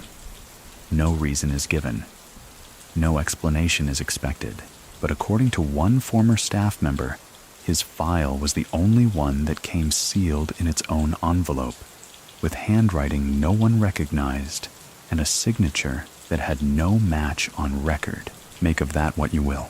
There's another peculiar incident. In a courtroom in Krasnodar, a mid-level fixer is being sentenced for laundering. During testimony, he's asked if he had direct ties to Tariel Oniani. He smiles, then says flatly, "You don't have to meet the architect to live in his building." He gets a reduced sentence. The judge gives no explanation. That's how thick the myth has become. Not just a man, not even a memory, but a framework. In the geopolitical background, Russia is shifting once again. External pressures rise, internal alliances flex. The security services, FSB, GRU, even economic arms of the Kremlin, are picking sides, consolidating influence. And in that environment, someone like Tariel becomes more than a prisoner. He becomes a symbol, because for all his silence, all his mystique, Tariel never betrayed the code. Not to the West, not to the Kremlin, not to his enemies, and that makes him useful. There's talk that intermediaries have reached out, not to ask for favors, but for wisdom. An old quote resurfaces from a man who worked near him during the Balashika years. Tariel never told you what to do. He made you realize you'd already decided it. A certain elegance, a restraint that, by 2016, has become rare. So what do you think? Many people still think the real power Tariel held was fear, but others insist it was discipline, a kind so rare, so absolute, that it became terrifying by itself. So, which is it? Did he rule because people feared what he'd do, or because they feared failing the rules he embodied? Let's turn inward for a moment, because inside Butyrka, the rhythm hasn't changed. Tariel still wakes early, still cleans his space, still reads. Legal briefs, history, economics, whatever's allowed. He still doesn't ask for special meals. He doesn't pace. He waits, because men like him don't count time the way others do. They count what survives. And what's surviving? His network, his image, his relevance. Every so often, a new prisoner enters, young, unsteady, loud. And when that young man sees Tariel, just once, he changes, speaks less, watches more, not because he was told to, but because he recognizes something enduring, something unbreakable. And if he's smart, he never speaks the name out loud, because in Moscow's darkest hallways, there are names that still hold gravity. And Tariel Oniani, his name doesn't echo, it waits. There's a particular weight in names that go untouched for too long, a heaviness that grows in silence, in absence. Tariel Oniani's name, by 2017, has become just that, a presence without a pulse, at least in official records. He remains incarcerated. But his legend? That's what moves now. Outside the prison walls, his network operates in something closer to ritual than business. No headlines, no bodies, no mistakes. Everything is structured to be untraceable, but unmistakable. Freight that never gets stopped, permits that never get revoked, bank accounts that appear just long enough to disappear again. Tariel doesn't run it. It runs on the memory of him. By now, the criminal world has split. Not in factions, but in philosophy. The young, kinetic, crypto-laced crews move fast, throw money, and treat arrest like an inconvenient badge of honor. They have no code, no elders, no past. And then there's the old world, the cold, measured, deliberate structure that still functions in Georgia, Moscow, Baku, and beyond. Built on rules, reinforced by whispers, preserved in fear and discipline. And in the heart of that older world, even now, sits the quiet myth of Tariel. Let's return to Butyrka.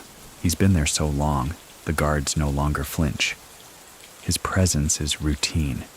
He eats, exercises, reads, doesn't cause trouble. But he's still never casual, never comfortable. A former warden will say, off record, he was the only inmate who could make you feel like you were trespassing in his cell. In 2017, he receives a visitor from Rostov, an attorney on behalf of a family trust. They speak for less than 30 minutes. When the man leaves, he drives directly to a notary's office and signs over a controlling interest in a fertilizer export firm. 3 months later, that firm will merge with a Bulgarian port operator. 2 years after that, the port receives a sudden spike in container traffic that customs doesn't inspect. Draw your own conclusions. Tariel says nothing about it. He can't have. Officially, he has no communication. Unofficially, Moscow knows better. Meanwhile, the world outside is changing. Fast. Interpol updates their databases with new laundering routes across Central Asia. European regulators tighten controls on Georgian nationals purchasing commercial property in Prague and Bratislava. The Spanish still list Tariel Oniani among their priority figures in transnational organized crime, but they also know they'll never get him because Russia isn't negotiating and Tariel isn't moving. He remains under what authorities call protective detainment. It sounds absurd, but that's the language. He's a prisoner, yes, but one so still, so quiet, that any attempt to remove him would be more dangerous than keeping him. Inside, he starts spending more time walking the courtyard, alone. Measured steps, same route each day. Observers begin to wonder if he's marking something, remembering something, or simply waiting for the right shadow to fall. There's a moment worth examining. A Chechen crew begins making noise in Moscow. Nothing explosive, just loud business, casinos, flash real estate deals, some muscle thrown around too publicly. Within 6 months, one of their senior partners is denied a major construction permit. Another sees their bank accounts frozen over errors in documentation. They assume it's political, but an old hand in the Moscow security community says flatly, it's not politics, it's etiquette. Etiquette, in this case, meaning someone crossed a line that shouldn't be spoken of. That's the kind of enforcement Tariel's reputation delivers. Not law, not violence. Just the sense that certain things were supposed to remain untouched. And when they're touched, things stop working. The phrase he wouldn't approve still circles in conversations like a lit candle in a dark room. No one knows who says it first. But once it's said, the topic dies immediately, and the subject changes. Power like that doesn't come from money. It comes from 1,000 previous silences that all paid off. Meanwhile, another strange story makes the rounds. A mid-level banker in Lithuania, rumored to have helped launder funds for various Eastern European interests, falls under investigation. A journalist begins asking questions, not just about the bank, but about an old offshore company in Montenegro, linked to a long-dead freight firm in Spain. The journalist receives a polite call. "Don't waste your time," the voice says. "Why not?" "Because the man you're chasing isn't hiding. He's resting." The line goes dead. The journalist drops the story. And just like that, the thread is clipped. Because when Tariel's name appears, even through layers of metaphor and history, people reconsider what they're willing to find out. So what do you think? Many people still think that his time in prison broke him, that he faded, grew old, and surrendered to the pace of time. But others argue the opposite, that it was the ultimate play, a retreat that allowed his structure to breathe and evolve without the burden of being seen. So which is it? Decay or design? Here's a detail worth your time. In 2017, a Swiss bank conducts an internal audit on a series of dormant accounts created in the late 1990s. Most are closed, but one is left untouched, despite lacking updated paperwork. Why? Because the name on the file triggers a security flag, and the note attached reads only, "Requires silent authorization." The account holds just under $12,000, nothing meaningful, but its presence implies something larger. Because the only people who maintain accounts with nothing inside are those who know how much they're actually worth. There's something unsettling about a man who no longer has to speak to be understood. By 2018, Tariel Oniani has been physically confined for nearly a decade. His name, however, moves with more caution and more consequence than ever before. He's not in the headlines. He's not on wiretaps. He's not mentioned in field reports unless someone is very tired or very brave. And yet, every few months, something happens that feels shaped. Not by orders, not by presence, but by pressure, distributed evenly across the surface of influence. Let's begin with a routine customs seizure in Odessa. A refrigerated container is flagged. Inside, technically nothing illegal. Perishable goods, labeled properly, shipped by a company that seems fine. But a handler notices something odd. The shipment had taken an unnecessary detour through a port in Georgia, one rarely used for such routes. It doesn't lead to any arrests, but within weeks, the shipping company quietly dissolves. And the man who owned it? He leaves Ukraine, citing stress. That's how Tariel moves now. Not as a player, but as a consequence. Back in Moscow, he remains in the same facility, still at Butyrka, still under the same indifferent spotlight. But the guards walk differently past his cell. Not fearful, just aware. As if the floor tiles remember his steps.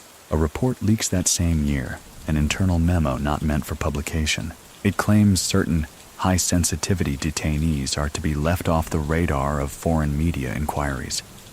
Tariel's name is on that list, not starred, not underlined, just acknowledged. And when a name like his is acknowledged, it's the same as granting diplomatic immunity, just without the passport. Meanwhile, his old proxies, many presumed dormant or retired, begin to reappear, not directly, but in contracts, in ownership claims, in arbitration disputes filed in obscure commercial courts. In 2018 alone, a Moldovan mining firm is sold for triple its value. A Georgian construction consortium wins a bid in Albania, despite not having filed a proposal. A French security company shifts ownership to a Dubai trust connected, lightly, to a former associate from Tariel's Spanish years. No one makes noise, because noise is punished. Not by bullets, by absence. Once, a mid-level figure, ambitious, brash, tried to revive a gambling circuit that had once belonged to Tariel's network in Marbella. He threw money around, recruited aggressively, made promises. Within 3 weeks, 3 things happened. His funding evaporated. His visa renewal was denied. His name stopped appearing on invitation lists, not from law enforcement, from his own peers, because even in silence, Tariel's outline remains in the room. A shape cast in shadow, impossible to erase. A figure whose disapproval no one wants to test twice. Let's talk about his mind. Not publicly, not clinically, but by reputation. The few who've interacted with him in recent years describe a man who listens more now than ever, who never interrupts, who never corrects, who lets others talk themselves into confession, then tilts his head, just enough to let them know he's already finished the conversation. One lawyer says he doesn't predict outcomes, he remembers them, even before they happen. That kind of recall isn't just memory. It's pattern recognition sharpened into a blade. One of the last things confirmed about his daily routine. He still reads court transcripts, not just his own. Others. Commercial disputes, small criminal trials, arbitration panels. He reads them like someone listening to a distant engine, trying to tell if the machine is still well-oiled. That's what sets him apart. Tariel isn't nostalgic. He's mechanical. He doesn't yearn for the past. He tunes the present. There's a quiet revelation buried in an investigative podcast in late 2018. A journalist tracing the evolution of Eastern European criminal finance uncovers something bizarre. 6 seemingly unrelated companies across 4 countries all list the same accounting firm, based in Munich, dissolved in 2003, as their former auditor. The link? A 7th company, registered in Spain in 1997. Its founder? A man who hasn't existed legally since 2001, but whose birth certificate was once used, briefly, to form a property trust in Valencia. The same trust that once held a villa, that once belonged to a man, whose name rhymes with Tariel. Coincidence? Maybe. But in Tariel's world, coincidence is the least trustworthy character in the cast. So what do you think? Many people still think his story should have ended years ago. that prison is the final act. But others suggest the opposite. That prison is merely the curtain Tariel pulled across the stage, so the audience wouldn't see how many sets he was still changing behind it. Which version do you believe? And what if both are true? Because here's something that no one can deny, even after all this time. After the operations, the trials, the shadows, the silence, no one has ever claimed his throne. Not in Moscow, not in Spain, not in Georgia. Because ruling in his fashion isn't about replacing the man. It's about convincing the world the silence left behind won't swallow you whole. In the spring of 2019, a new prisoner arrives at Butyrka. Young, cocky, fresh charges, fresh tattoos. He's placed in a nearby wing. He makes jokes, loud ones, tells the guards he's bigger than the old men. 2 days later, he asks to be moved. Not because of threats, because during lunch a man walked past his table, didn't look at him, didn't speak, just walked past, and the young man stopped eating. He didn't return to the cafeteria for 2 weeks. Time inside a prison does something strange to a name. It either erodes it, or, in rare cases, sharpens it like a blade drawn slowly over stone. For Tariel Oniani, 2019 becomes the year when the world realizes that his name has not dulled. It has simply been waiting. He remains seated in the same facility, same cell, same schedule. But outside, the rhythm around him begins to tilt, ever so slightly. Financial patterns, too discreet to make headlines, begin to echo a structure long believed to be dormant. Names last seen in 2005 start appearing on notary records. Shell firms dormant since the Marbella years begin reactivating, not with fireworks, but with precision. And in the middle of it all, the man remains silent. Not one statement, not one appeal, just presence. There's a moment, spring 2019, where the silence speaks louder than anything else. A modest security firm in Yerevan, Armenia, announces a sudden change in ownership. The buyer is a Georgian national. Nothing dramatic, just a routine deal. But buried in the registration documents is a curious footnote. A loan was made to the buyer 10 years earlier, from a company that no longer exists. A company that once operated, briefly, out of a Marbella office building that Tariel Oniani's cousin used to clean. Coincidence? Perhaps, but the pattern is there. Quiet investments, quiet returns, quiet control. Tariel doesn't need new structures. He just needs the old ones to remain loyal. Meanwhile, inside the walls, he continues to draw respect. Not the loud and forced kind. The kind that modifies behavior without needing to ask. New guards are briefed without briefing. In that wing, you do your rounds and say nothing. When asked why, the veterans don't explain, because explanation dilutes respect, and respect, in Tariel's case, is all that holds the air together. Still, people keep testing the edges. A new network rises in eastern Ukraine. Young, ambitious, and more digital than street-based. They move money, drugs, influence, and even ransomware. They talk fast and spend faster, and like many before them, they fail to read the room. One of them makes a public remark during a party in Moscow, laughing off the old men in Butyrka as relics. Within weeks, their crypto exchange is flagged by Swiss regulators. A container of product goes missing between Batumi and Sevastopol. 2 of their runners are arrested on visa violations by Hungarian border guards who usually turn a blind eye. No violence, no fingerprints, no statements. Just a system that suddenly stops cooperating. That's Tariel's world, not enforcement. Just the quiet turning away of the world until you disappear. Let's talk briefly about influence without action.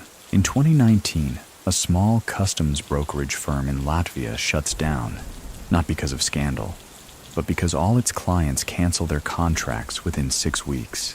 No explanation, no press. Among its clients, a mining interest in Central Asia, a logistics firm in southern Spain, a rare earth import company in Istanbul, all previously, 10 years ago, linked through arcane accounting to one man whose name never appeared on paper, but whose reputation had paper breathing differently.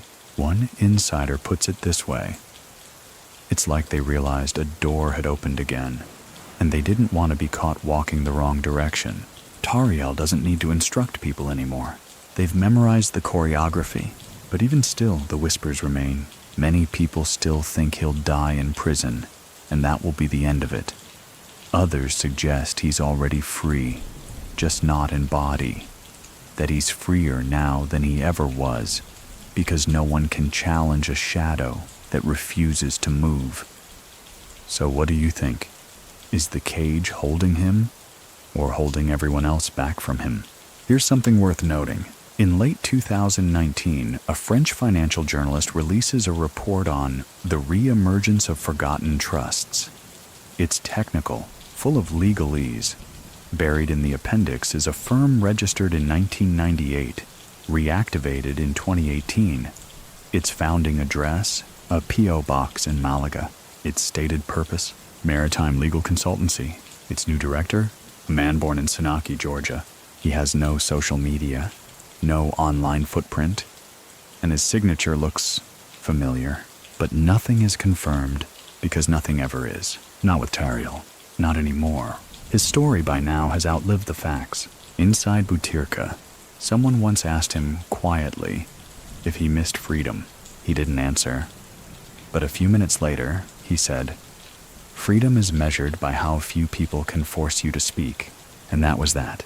There's a final story from the end of that year. A low-level fixer, drunk in a bar near Tverskaya, starts bragging to a group of younger criminals about who he used to work for. He starts naming names. He mentions Tariel, loudly, too loudly.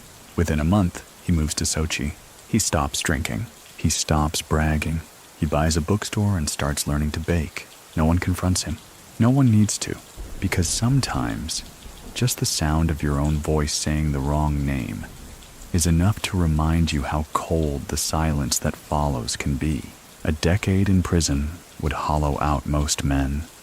It would carve them into memory, fade their edges, dilute their purpose. But Tariel Oniani is not most men. By 2020, his world, though still framed in concrete and steel, is not smaller. It is sharper. He's refined his role, trimmed the fat, delegated not authority, but expectation.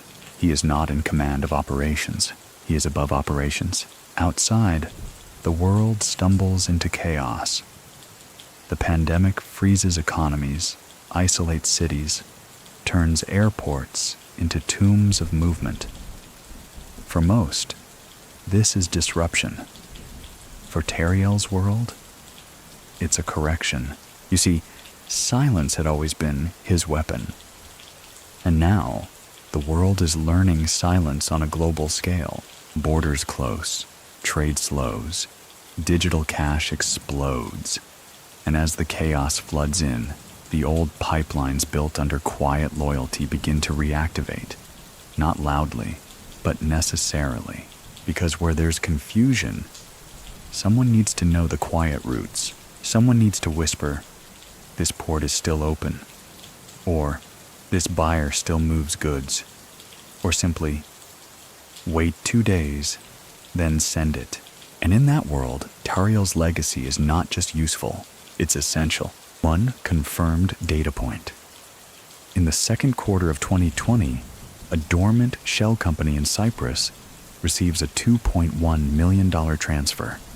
It had been inactive for 6 years. The source? An import-export firm in the UAE, operating under a different name, but managed by a Georgian-born businessman known to Spanish authorities. Nothing connects it directly to Tariel. But the route, the structure, the style, it hums with his fingerprints, not in presence, but in absence. Meanwhile, inside Butyrka, the routines continue. Tariel doesn't ask for medical exceptions. He follows every regulation, on paper. He wears the mask, accepts temperature checks, doesn't flinch when visitors are restricted. Because isolation never rattled him. It's what made him. There's a story, low level, hard to confirm, about a new guard. Young, confident, quick to talk. He's assigned to the wing, asks about the old man in the corner cell. Another guard just says, "Don't ask questions unless you're ready for answers." 3 weeks later, the new guard transfers to a different block. Doesn't explain, just stops speaking as much. Stops laughing altogether, because some presences don't need to raise their voice to be heard. Let's shift to Georgia. In early 2020, as the pandemic ripples through Eurasia, a surprising number of small logistics firms in Kutaisi, Tbilisi, and Poti are acquired by a new holding group, registered in the British Virgin Islands, backed by capital from a Turkish syndicate. But the man running point on the deals? He once worked as a car rental clerk in Batumi. He had no corporate background, no board experience. What he had? A father who used to serve tea during Tariel's meetings in Rustavi in the early 80s. That's all anyone needs to know. It's not nepotism. It's memory. Tariel never forgets those who carried water for him when no one else did. So what do you think? Many people still think Tariel has lost his edge, that the new world of encrypted apps, high-frequency laundering, and synthetic identities has no place for a man born before computers. But others argue that he never needed gadgets, that his edge was always human. So, which is it? Is Tariel a relic? Or a quiet architect still drawing blueprints on old stone walls? Let's explore a curious fact. In mid-2020, Spanish prosecutors quietly close an investigation into a dormant Marbella real estate project from 2002. No arrests, no statements, just a quiet filing of insufficient evidence. The property is later sold under a new LLC. The buyer? A London trust whose director once served as a tax consultant to a firm in Malaga that operated, very briefly, under a name that had once been a joke told at a table in Tbilisi. And that's the point. In Tariel's world, jokes become blueprints, because the story doesn't need to be true to be effective. It only needs to be feared. Back in Moscow, a former associate of his is finally released from detention. Old, frail, no longer dangerous. In his exit interview, a guard asks, "Any final thoughts?" He replies, "I still wouldn't say his name out loud." The guard doesn't ask who. He doesn't need to. That's the depth of Tariel's imprint. His name has become an internal warning label, and for every man who invokes it, even privately, there's a subtle change in breath. A pause. A glance. He is no longer a man or even a myth. He is now a function in the logic of criminal order. You don't challenge him. You factor him in. Tariel Oniani no longer needs introductions. Not in prisons. Not in ports. Not in boardrooms disguised as bakeries. By 2021, he has become what so many in his world fail to become. Inevitable. Not loud, not fast, just there. His name is less a title than a condition. Something you consider before making moves. Something that affects decisions even when he hasn't spoken in years. By now, his presence isn't even required to shape outcomes. It's embedded in them. Let's look at one example. In April 2021, a mid-sized Russian shipping company based in Novorossiysk quietly wins a logistics contract from a Turkish steel manufacturer. It's a deal that had long been expected to go to a rival based in Bulgaria. But the Bulgarian firm suddenly backs out. No reason is given, no press release, no scandal, just silence.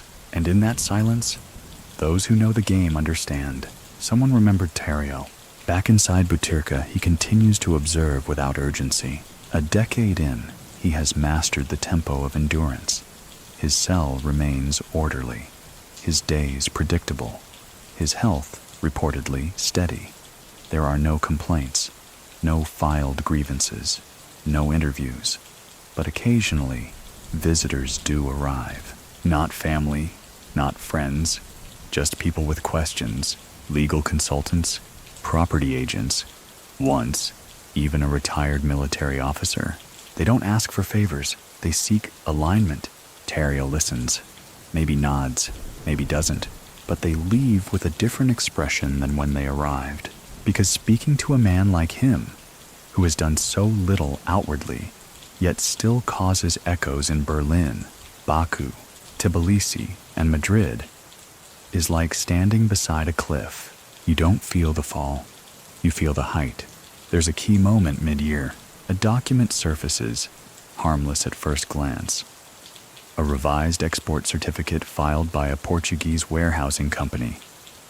In the footnotes, the product is being rerouted through Batumi, Georgia. Why Batumi? It adds cost, it adds distance, and yet the rerouting is approved. Logistics insiders shrug. Ports are overwhelmed, supply chains strained. But one veteran, gray-haired, long retired, looks at the routing and says softly, they're still checking with him. Tariel isn't orchestrating this, not directly, but his silence still requires answers. That's the secret no one likes to say aloud. In a world full of shouting men and screaming headlines, the one who stays quiet longest becomes the one they check with before pulling the trigger. There's a phrase circulating now in certain circles. Check the wolf. It means, before you move, ask yourself, would this disturb the man in Butyrka? And if it would, you don't move. Let's not pretend he's omnipotent. Tariel has no digital empire, no AI laundering software. He doesn't control darknet marketplaces, but he doesn't need to. He owns the tempo of old money, of old respect, of old fear, and old fear age as well. Many people still think that his continued silence is a sign of decay, that he's old, tired, past his relevance. But others, those who pay attention, believe it's a sign of patience, that the longer he waits, the fewer rivals remain to contradict the next word he chooses to speak. So what do you think? Is the long pause before a sentence weakness or control? Another detail. In the fall of 2021, a Georgian charity receives a sizable anonymous donation. The organization supports reintegration of former prisoners. The check is delivered in person by a man with no accent, but a passport bearing a Russian name. He's never seen again. But the envelope smells faintly of the same cologne Tariel was known to wear in the 1980s. Coincidence? Again, maybe. But the myth breathes better when left unconfirmed. One more story from that year. A rising enforcer in a Moscow crew mocks the old thieves' code during a night out. Says it's outdated, useless, like the ghost of some dusty old wolf. Within a week, his supplier in Uzbekistan ceases all communication. His funding dries up, and his mentor politely advises him to take a vacation abroad. Spain's nice, he says. The enforcer does not laugh. He leaves Moscow. As of 6 months later, he has not returned. Tariel Oniani didn't order it, but his memory, it still rewrites behavior. Because Tariel was never just a man, he was a decision matrix, and in 2021, he remains the most considered variable in half of Eastern Europe's quietest conversations. In the year 2022, the world grows louder, faster, more fragmented. But inside the walls of Butyrka, the man who built a reputation on silence continues to define power without uttering a word. Tariel Oniani, the Georgian wolf, is now nearly mythical in his stillness. He is not expanding, he is consolidating in the most abstract and terrifying sense. There's a moment in January, quiet and unnoticed by most, when a mid-level crime analyst in Warsaw notices an anomaly. A ring of freight movements across the Black Sea shifts patterns. The cargo is clean, the paperwork perfect. But the routes, oddly familiar, they echo old structures, ports used once in the early 2000s, the same insurance firms, the same logistics signatures. The analyst writes a memo. It never reaches publication, because before it can, he receives a call, just static on the line. Then, this isn't your thread to pull. The call cuts off. He files for reassignment 2 weeks later. Tariel, of course, hasn't left prison. He hasn't moved an inch. But someone somewhere, is still ensuring the right shadows fall in the right directions. That's the key. Tariel doesn't control the world. He influences how it arranges itself when it thinks he might be watching. Let's examine something concrete. In March 2022, the Russian economy begins to shift rapidly. Sanctions, uncertainty, new restrictions on capital flows. Many old networks crumble, others surge, and then there's a strange little firm, filed out of Vladikavkaz, that begins facilitating trade between small Russian manufacturers and Turkish buyers. It appears overnight, operates smoothly, grows with no marketing, no traceable capital infusion. The director? A Georgian national in his 40s, no criminal record. But his uncle was once a customs official at a port Tariel used to frequent in the 90s. That's the pattern. No fingerprints, just echoes. Meanwhile, back in Butyrka, Tariel remains unchanged. He doesn't exploit the instability. He just remains available to be interpreted. A new prisoner arrives. High profile, noisy, political. He requests privacy, isolation. He's told, "You're not the quietest man here." The newcomer never finds out who that referred to, but he stops requesting privileges. The rhythm of power has shifted. Even those who don't know his name still respond to the structure he left behind. Another notable development in summer 2022, an Italian crime family attempts to reassert dominance in parts of southeastern Europe. They move quickly, buying real estate, leveraging crypto, using shell companies. It goes well until they enter a port project in Batumi. Within 3 weeks, their Georgian counterpart disappears from the negotiation table. Their capital is frozen by a compliance audit. Their legal counsel is found in possession of paperwork tying him to a dissolved Spanish entity once flagged during Operation Avispa. No one directly links it to Tariel, but the message is clear. The old corridors may have dust, but they still lead somewhere. Many people still think Tariel is fading, that he sits, growing older, finally irrelevant to the present. But others, especially those operating too close to former Soviet borders, know better. They understand that Tariel isn't competing in the game anymore. He's part of the board itself. His name doesn't strike fear. It adjusts probability. And it's not just the criminals who adapt. Government offices in Moscow still make reference to legacy influence zones. In one internal report on regional criminal dynamics, an entire paragraph is dedicated to a phrase, projected passive veto from Oniani aligned interests. No one explains what it means, but everyone acts like they understand. That's the power of the man in the cell who never speaks. The idea that his silence is a decision, not an absence. A final story. Late in 2022, a small cybercrime group in the Caucasus attempts to extort a shipping conglomerate. They do well, initially, but their servers go down after a quiet denial of service attack. Their wallets are emptied through a phishing protocol no one ever traces. The group folds, the leader vanishes. A journalist asks a former investigator what happened. The reply? Maybe someone old reminded them this wasn't their corner. And that's it. No names, no arrests, just silence where noise once lived. That's how Tariel still shapes the world, not by stepping into it, but by reminding it where the edge is. A man like Tariel Oniani does not need to speak to be heard. By 2023, he has not uttered a public word in over a decade. He has not filed an appeal, has not granted an interview. He has not moved cells. And yet, across ports, courtrooms, boardrooms, and border crossings, his presence is unmistakable, because absence, when curated well, becomes its own kind of governance. Inside Butyrka, he is known, not for stories, not for behavior, but for stillness. His routine is locked. His gaze is flat. His reactions are measured. If something surprises him, no one has ever seen it. Even the guards who were children when he entered now walk differently past his door. They do not linger. They do not engage. His cell has a weight to it, not of danger, but of memory.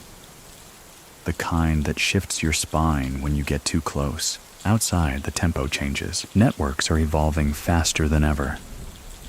AI is being used to generate false paperwork. Digital laundering is advancing into realms of plausible legality.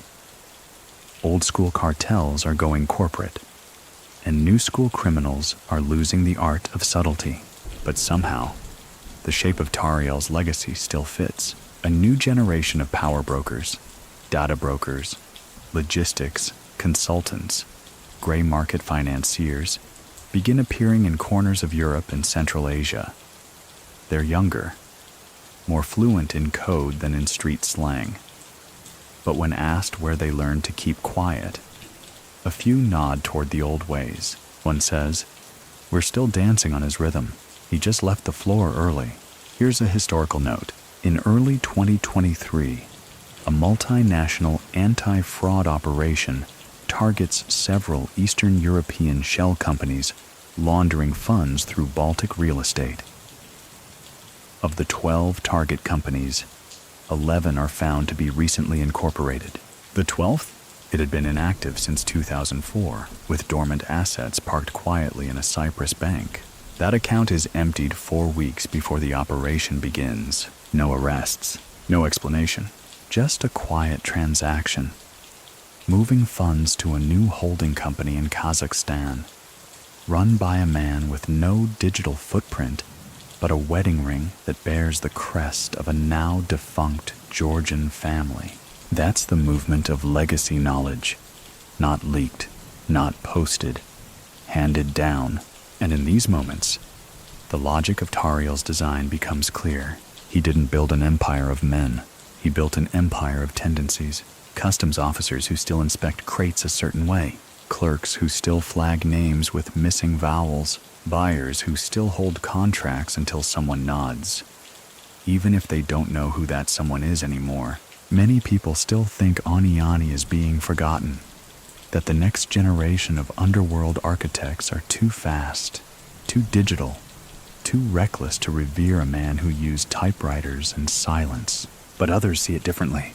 They argue that his era is not fading. It's fermenting, aging quietly behind the glass of modernity. Because a name like Tariel's doesn't disappear. It becomes a warning baked into the margins. There's another detail. In June 2023, a small Georgian shipping firm merges with a Turkish warehouse company. The new board of directors includes 3 men in their 30s, all veterans of the logistics trade, all with clean records. One of them once spent 2 years working as a bookkeeper in Moscow at a firm that shared a building, just once, with a consultancy that helped move documents for the Marbella real estate boom of the early 2000s. That's the thing about Tariel's structures. They don't expire, they hibernate. Meanwhile, inside Butyrka, there's a rumor. A young inmate, fresh from Vladikavkaz, claims he spoke to Tariel, that the legend finally broke silence. The other prisoners dismiss it. Tariel doesn't talk, one says, bored. The younger man insists. He told me something about wolves. What about them? He said wolves don't need to chase when the snow does the work for them. No one responds. But the next day, the young man is reassigned to a different wing. No cause given. He doesn't return. Later that week, a deputy warden retires unexpectedly. No connection is made. At least, none that anyone writes down. Tariel Oniani's name no longer shows up on the front pages. Not in Moscow, not in Tbilisi, not even in the criminal rumor circuits that used to trade stories like poker chips. By 2024, he is a murmur, an echo, a face that may or may not still look the same. But the system he influenced? That's very much still in motion. Here's a slice of geopolitical trivia. In March 2024, a routine customs scan at the port of Constanza flags a shipment of Italian kitchen equipment en route to Odessa. The paperwork is perfect. Serial numbers match. Fees paid. But a minor anomaly. duplicate timestamps on scanned invoices, triggers a manual review. Inside the crates, not contraband, not drugs, just extra metal casings, too heavy for kitchen use, lined with graphite foam, the kind used to shield sensitive electronics from detection. Nothing illegal, but also nothing usual. The investigation stops cold after 1 week. Internal memos go silent. One investigator is reassigned. Another starts night shifts. And 2 months later, a logistics firm in Tbilisi, previously dormant, acquires 17 used refrigeration trucks. Coincidence? Maybe. Or maybe someone still knows how to fold the edges of a map just right. Tariel Oniani doesn't need to know the details anymore. He's not clicking keys or making calls. But his system of structure, of filtered permission, strategic patience, and untraceable nudges lives on in muscle memory. Let's go deeper. In April, a wire transfer of $900,000 flows from a Serbian tech investment group into a Dutch holding company. It's marked for AI infrastructure research. The money passes through 7 intermediary banks. 3 of those have dormant accounts from the 2000s, opened by firms linked to logistics trade routes formerly used by the Abkhazian smuggling corridors. What is the money funding? Servers, cold rooms, silent power. And who's on the board of the final recipient company?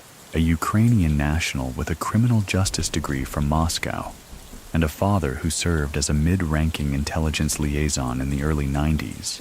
That's what Oniani's shadow looks like now. It doesn't hide in alleys. It sits in boardrooms. It doesn't bribe. It designs legitimacy so well that suspicion looks silly. Back inside Butyrka, Tariel's cell is unchanged. There's talk that he has access to a radio. Some guards say he listens to international stations at night. Others claim he sleeps with the same blanket folded in the same place since 2011. One prisoner, released later that year, says he passed Oniani once in the hallway. He nodded at me, just once. Did you say anything back? No. I didn't want to owe him a second nod.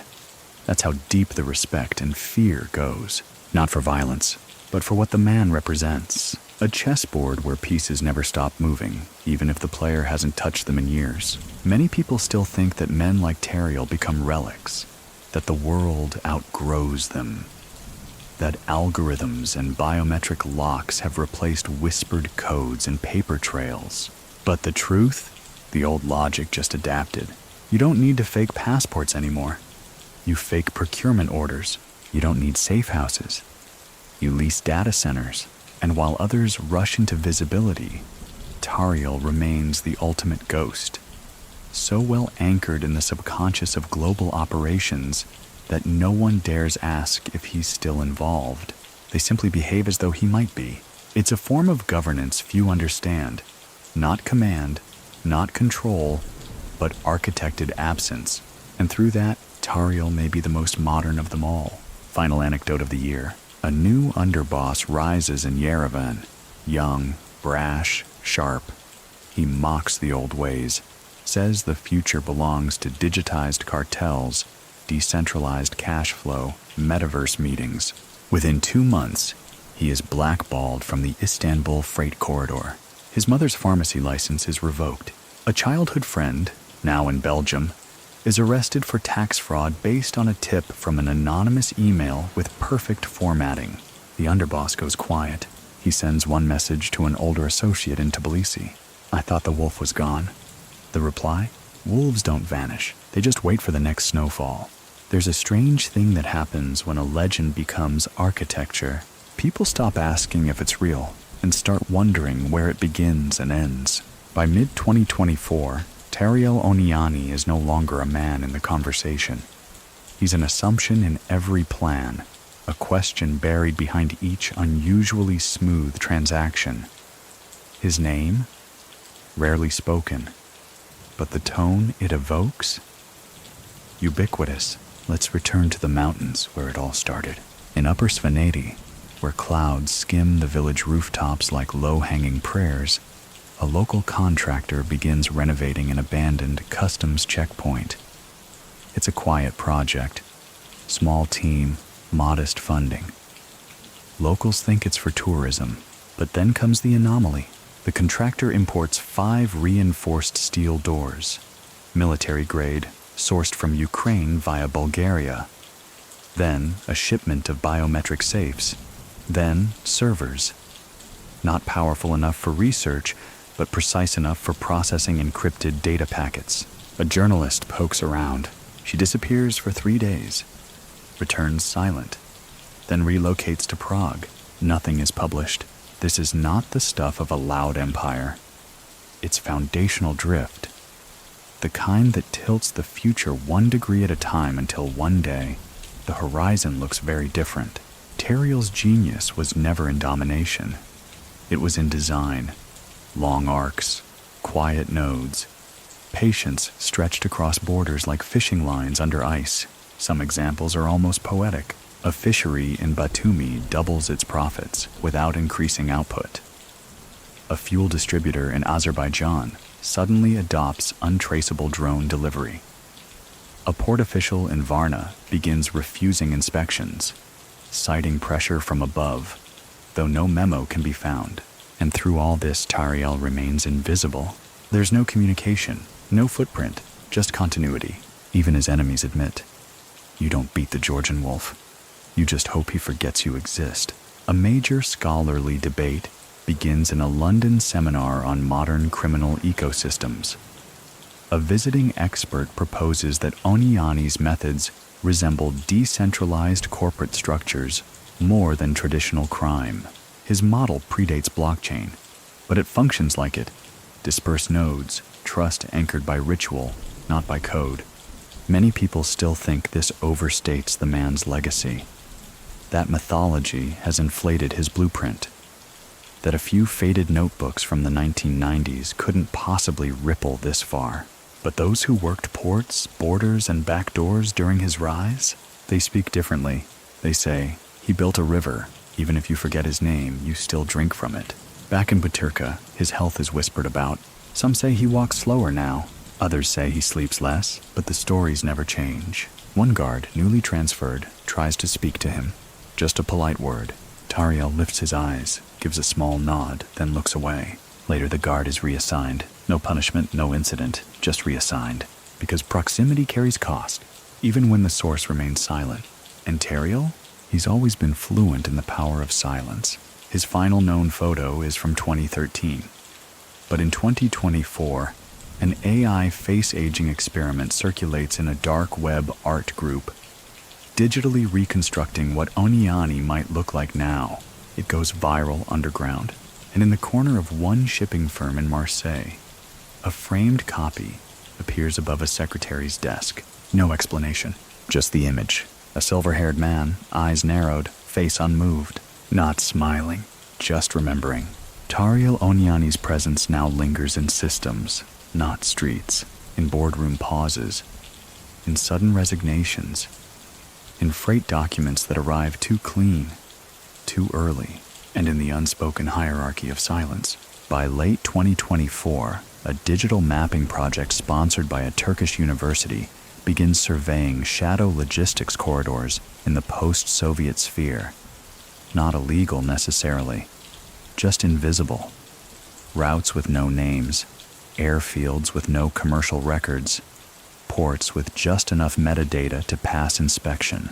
In half the models they run, one name keeps appearing, not directly, but in triangulated anomalies. A telecom blackout in Zugdidi during an unusually timed cargo offload. A customs reroute order that mirrors an old Abkhazian smuggling template. A software patch in a Siberian logistics hub, mimicking an encryption signature traced to a 2003 Georgian operation. The data scientists shrug it off as coincidence. But the political observers? They know better. Because a man like Tariel doesn't vanish. He becomes weather. Invisible, but shaping every contour. Here's a thread that gives chills. A young financial auditor in Riga notices a ripple in shipping invoices, rates inconsistent with regional fuel prices. She digs deeper. discovers that 5 different companies have rotating CEOs, but each CEO's handwriting matches a 2006 prison registry from Moscow. She publishes an anonymous blog post about it. Within 48 hours, the blog is offline, not hacked, not taken down, just gone. And 6 weeks later, she receives a job offer from a Swiss agricultural consortium with no real operations. She accepts and never writes again. This is the realm Tariel carved, a place where influence isn't about power, but placement, where you don't need to lift a finger, because the people who remember you already shaped the response. Scholars try to define his era. Some call him the last of the analog kings. Others argue he was the first truly postmodern Don, because Tariel did something even the most flamboyant gangsters never achieved. He blurred the difference between lawful, unlawful, and unspoken. There's an old Georgian toast still spoken quietly in some circles. To the one who holds the map and never needs to draw it again. He doesn't direct. He influences routes. He doesn't demand loyalty. He designs memory. And now, deep into the 3rd decade of the century, you find whispers of his strategies echoed in unexpected places.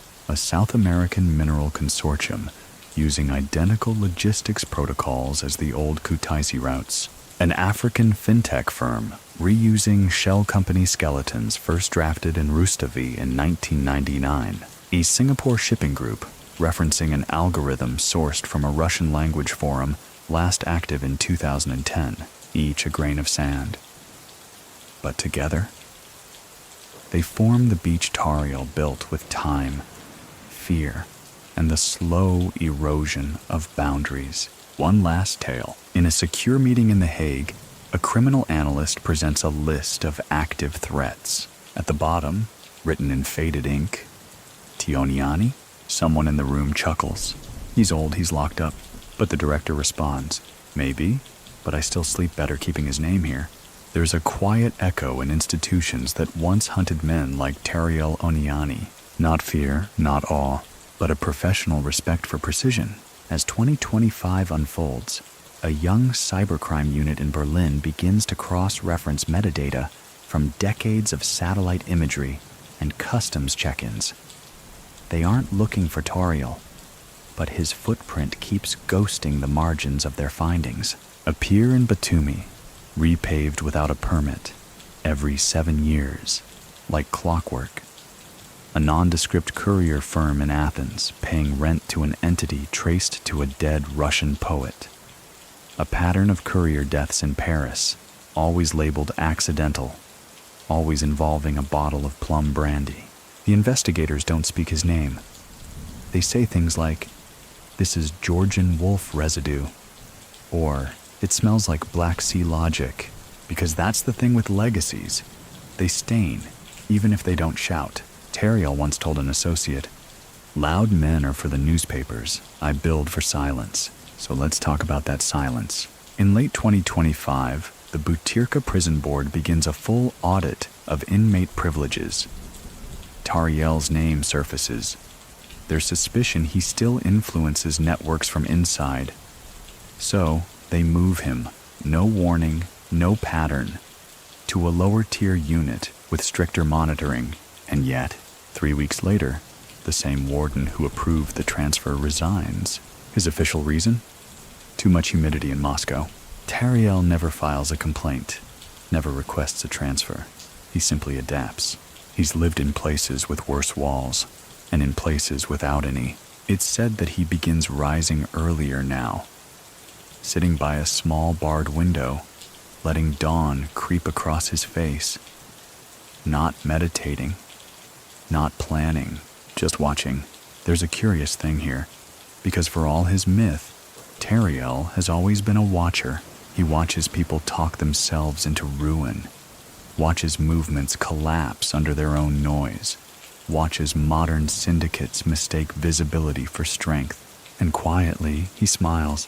Somewhere deep in Tbilisi's old quarter, an archivist uncovers a stack of unclaimed letters, coded in obsolete cipher, all addressed to a Tamazi, a childhood nickname few remember. They sit in a museum basement now, behind glass, and every few months someone notices the ink hasn't faded. Tariel Oniani doesn't appear in public reports anymore. Interpol stopped updating his profile. UN resolutions no longer mention his network, but a small note from a Czech intelligence officer surfaces online. We no longer track Oniani's orders. We only watch the effects. They move like fog. By the time you see them, you're already breathing them in.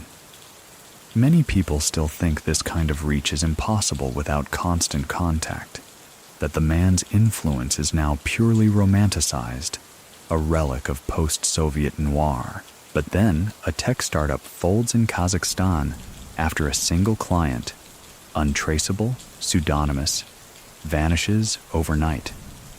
And a warehouse explosion in Baku reveals floor schematics matching a closed Moscow archive last accessed in 2008. Tariel? He never left a trace, just alignment. And in the world of shadows, alignment is prophecy.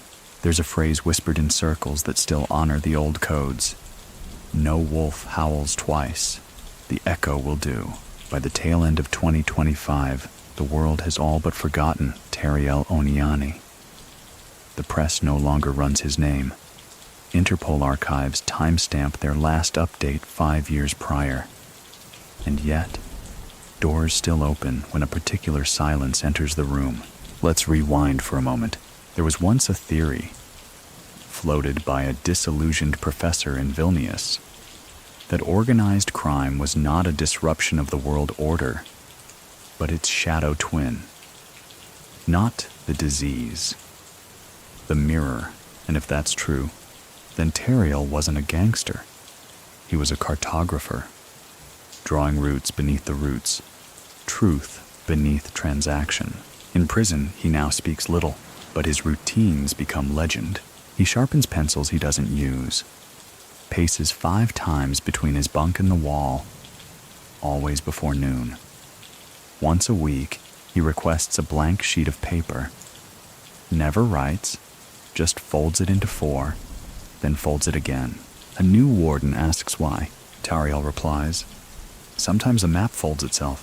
Outside the walls, his ghost keeps working. A Latvian import-export company triples profits overnight. A Moldovan vineyard is suddenly acquired by a firm with no employees, no address, only a voicemail message that says, "Leave no message." And in Tbilisi, the nephew of a long-dead fixer receives a single crate. Inside, a watch, a single Georgian coin, and a set of keys. To what? No one knows. But the nephew relocates, quietly, because when the wolf sends a gift, you move first. In diplomatic channels, analysts begin to note strange alignments. Sanctions dodged by firms no longer listed. Judicial rulings echoing phrasing from a 2005 Russian appellate brief, one only 3 people ever saw, and a sudden demand spike for a chemical only used in post-Soviet forensics labs. Patterns without source, yet consistent, Tariel once said.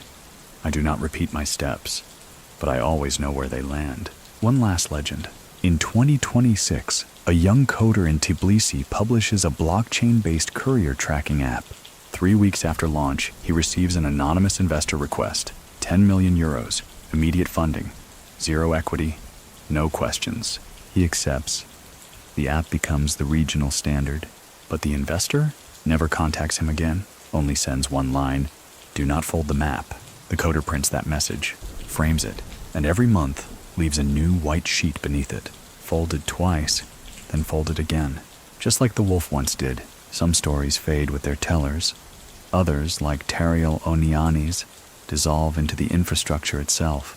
By 2027, the name no longer echoes through any official record. No footnotes, no wanted posters, just a consistent bending of reality in the places he once breathed. Customs officials in Varna develop an instinct. Ignore containers marked with a certain color code, not out of fear, but because things go smoother when they do. A quiet directive at an Uzbek bank cautions loan officers: do not pursue paperwork traced to Batumi between 95 and '06. No one explains why. They don't need to. In one version of history, Tariel is gone. But in the lived version, the version of decisions made in silence, he remains. Let's walk backward for a moment to a dock worker in Sukhumi, 1992. He's 18. The country's fractured. The night is humid with panic. He sees a man, no older than 30, guiding trucks without speaking. Just a glance, a nod, the wave of a cigarette. Years later, that same dock worker rises to run logistics for a major import company in Thessaloniki. His systems? Invisible corridors, nonverbal instructions. He doesn't name it, but he credits it. They all do. Tariel didn't need to finish his empire.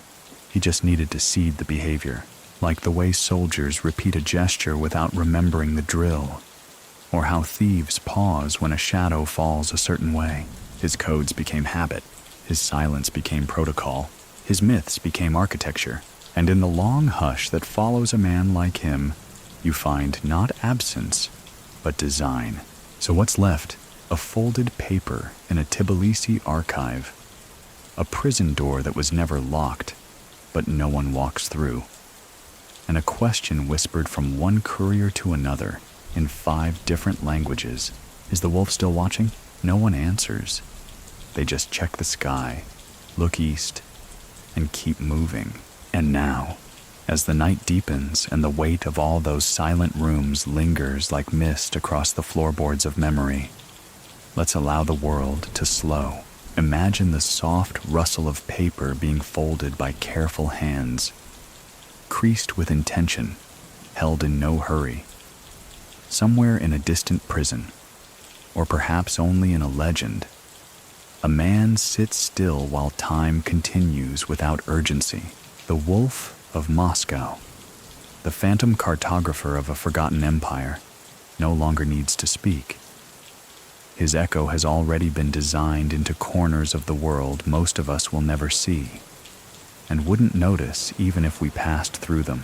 But that's all right. Some things aren't meant to be loud. They're meant to be felt, like a shift in air pressure before a storm, or a second glance at an empty hallway. Tonight, as you drift towards sleep, let that silence wrap around you. No drama, no chase, just footsteps soft in snow, a map that folds itself, a story that never truly ends because it's built into how certain people still move. Rest now. The world of Tariel Oniani is quiet again, and perhaps in that quiet, you'll dream of corridors lined with fog, names never spoken, and the peace that comes with knowing the wolf has already passed and left you untouched. Sleep easy.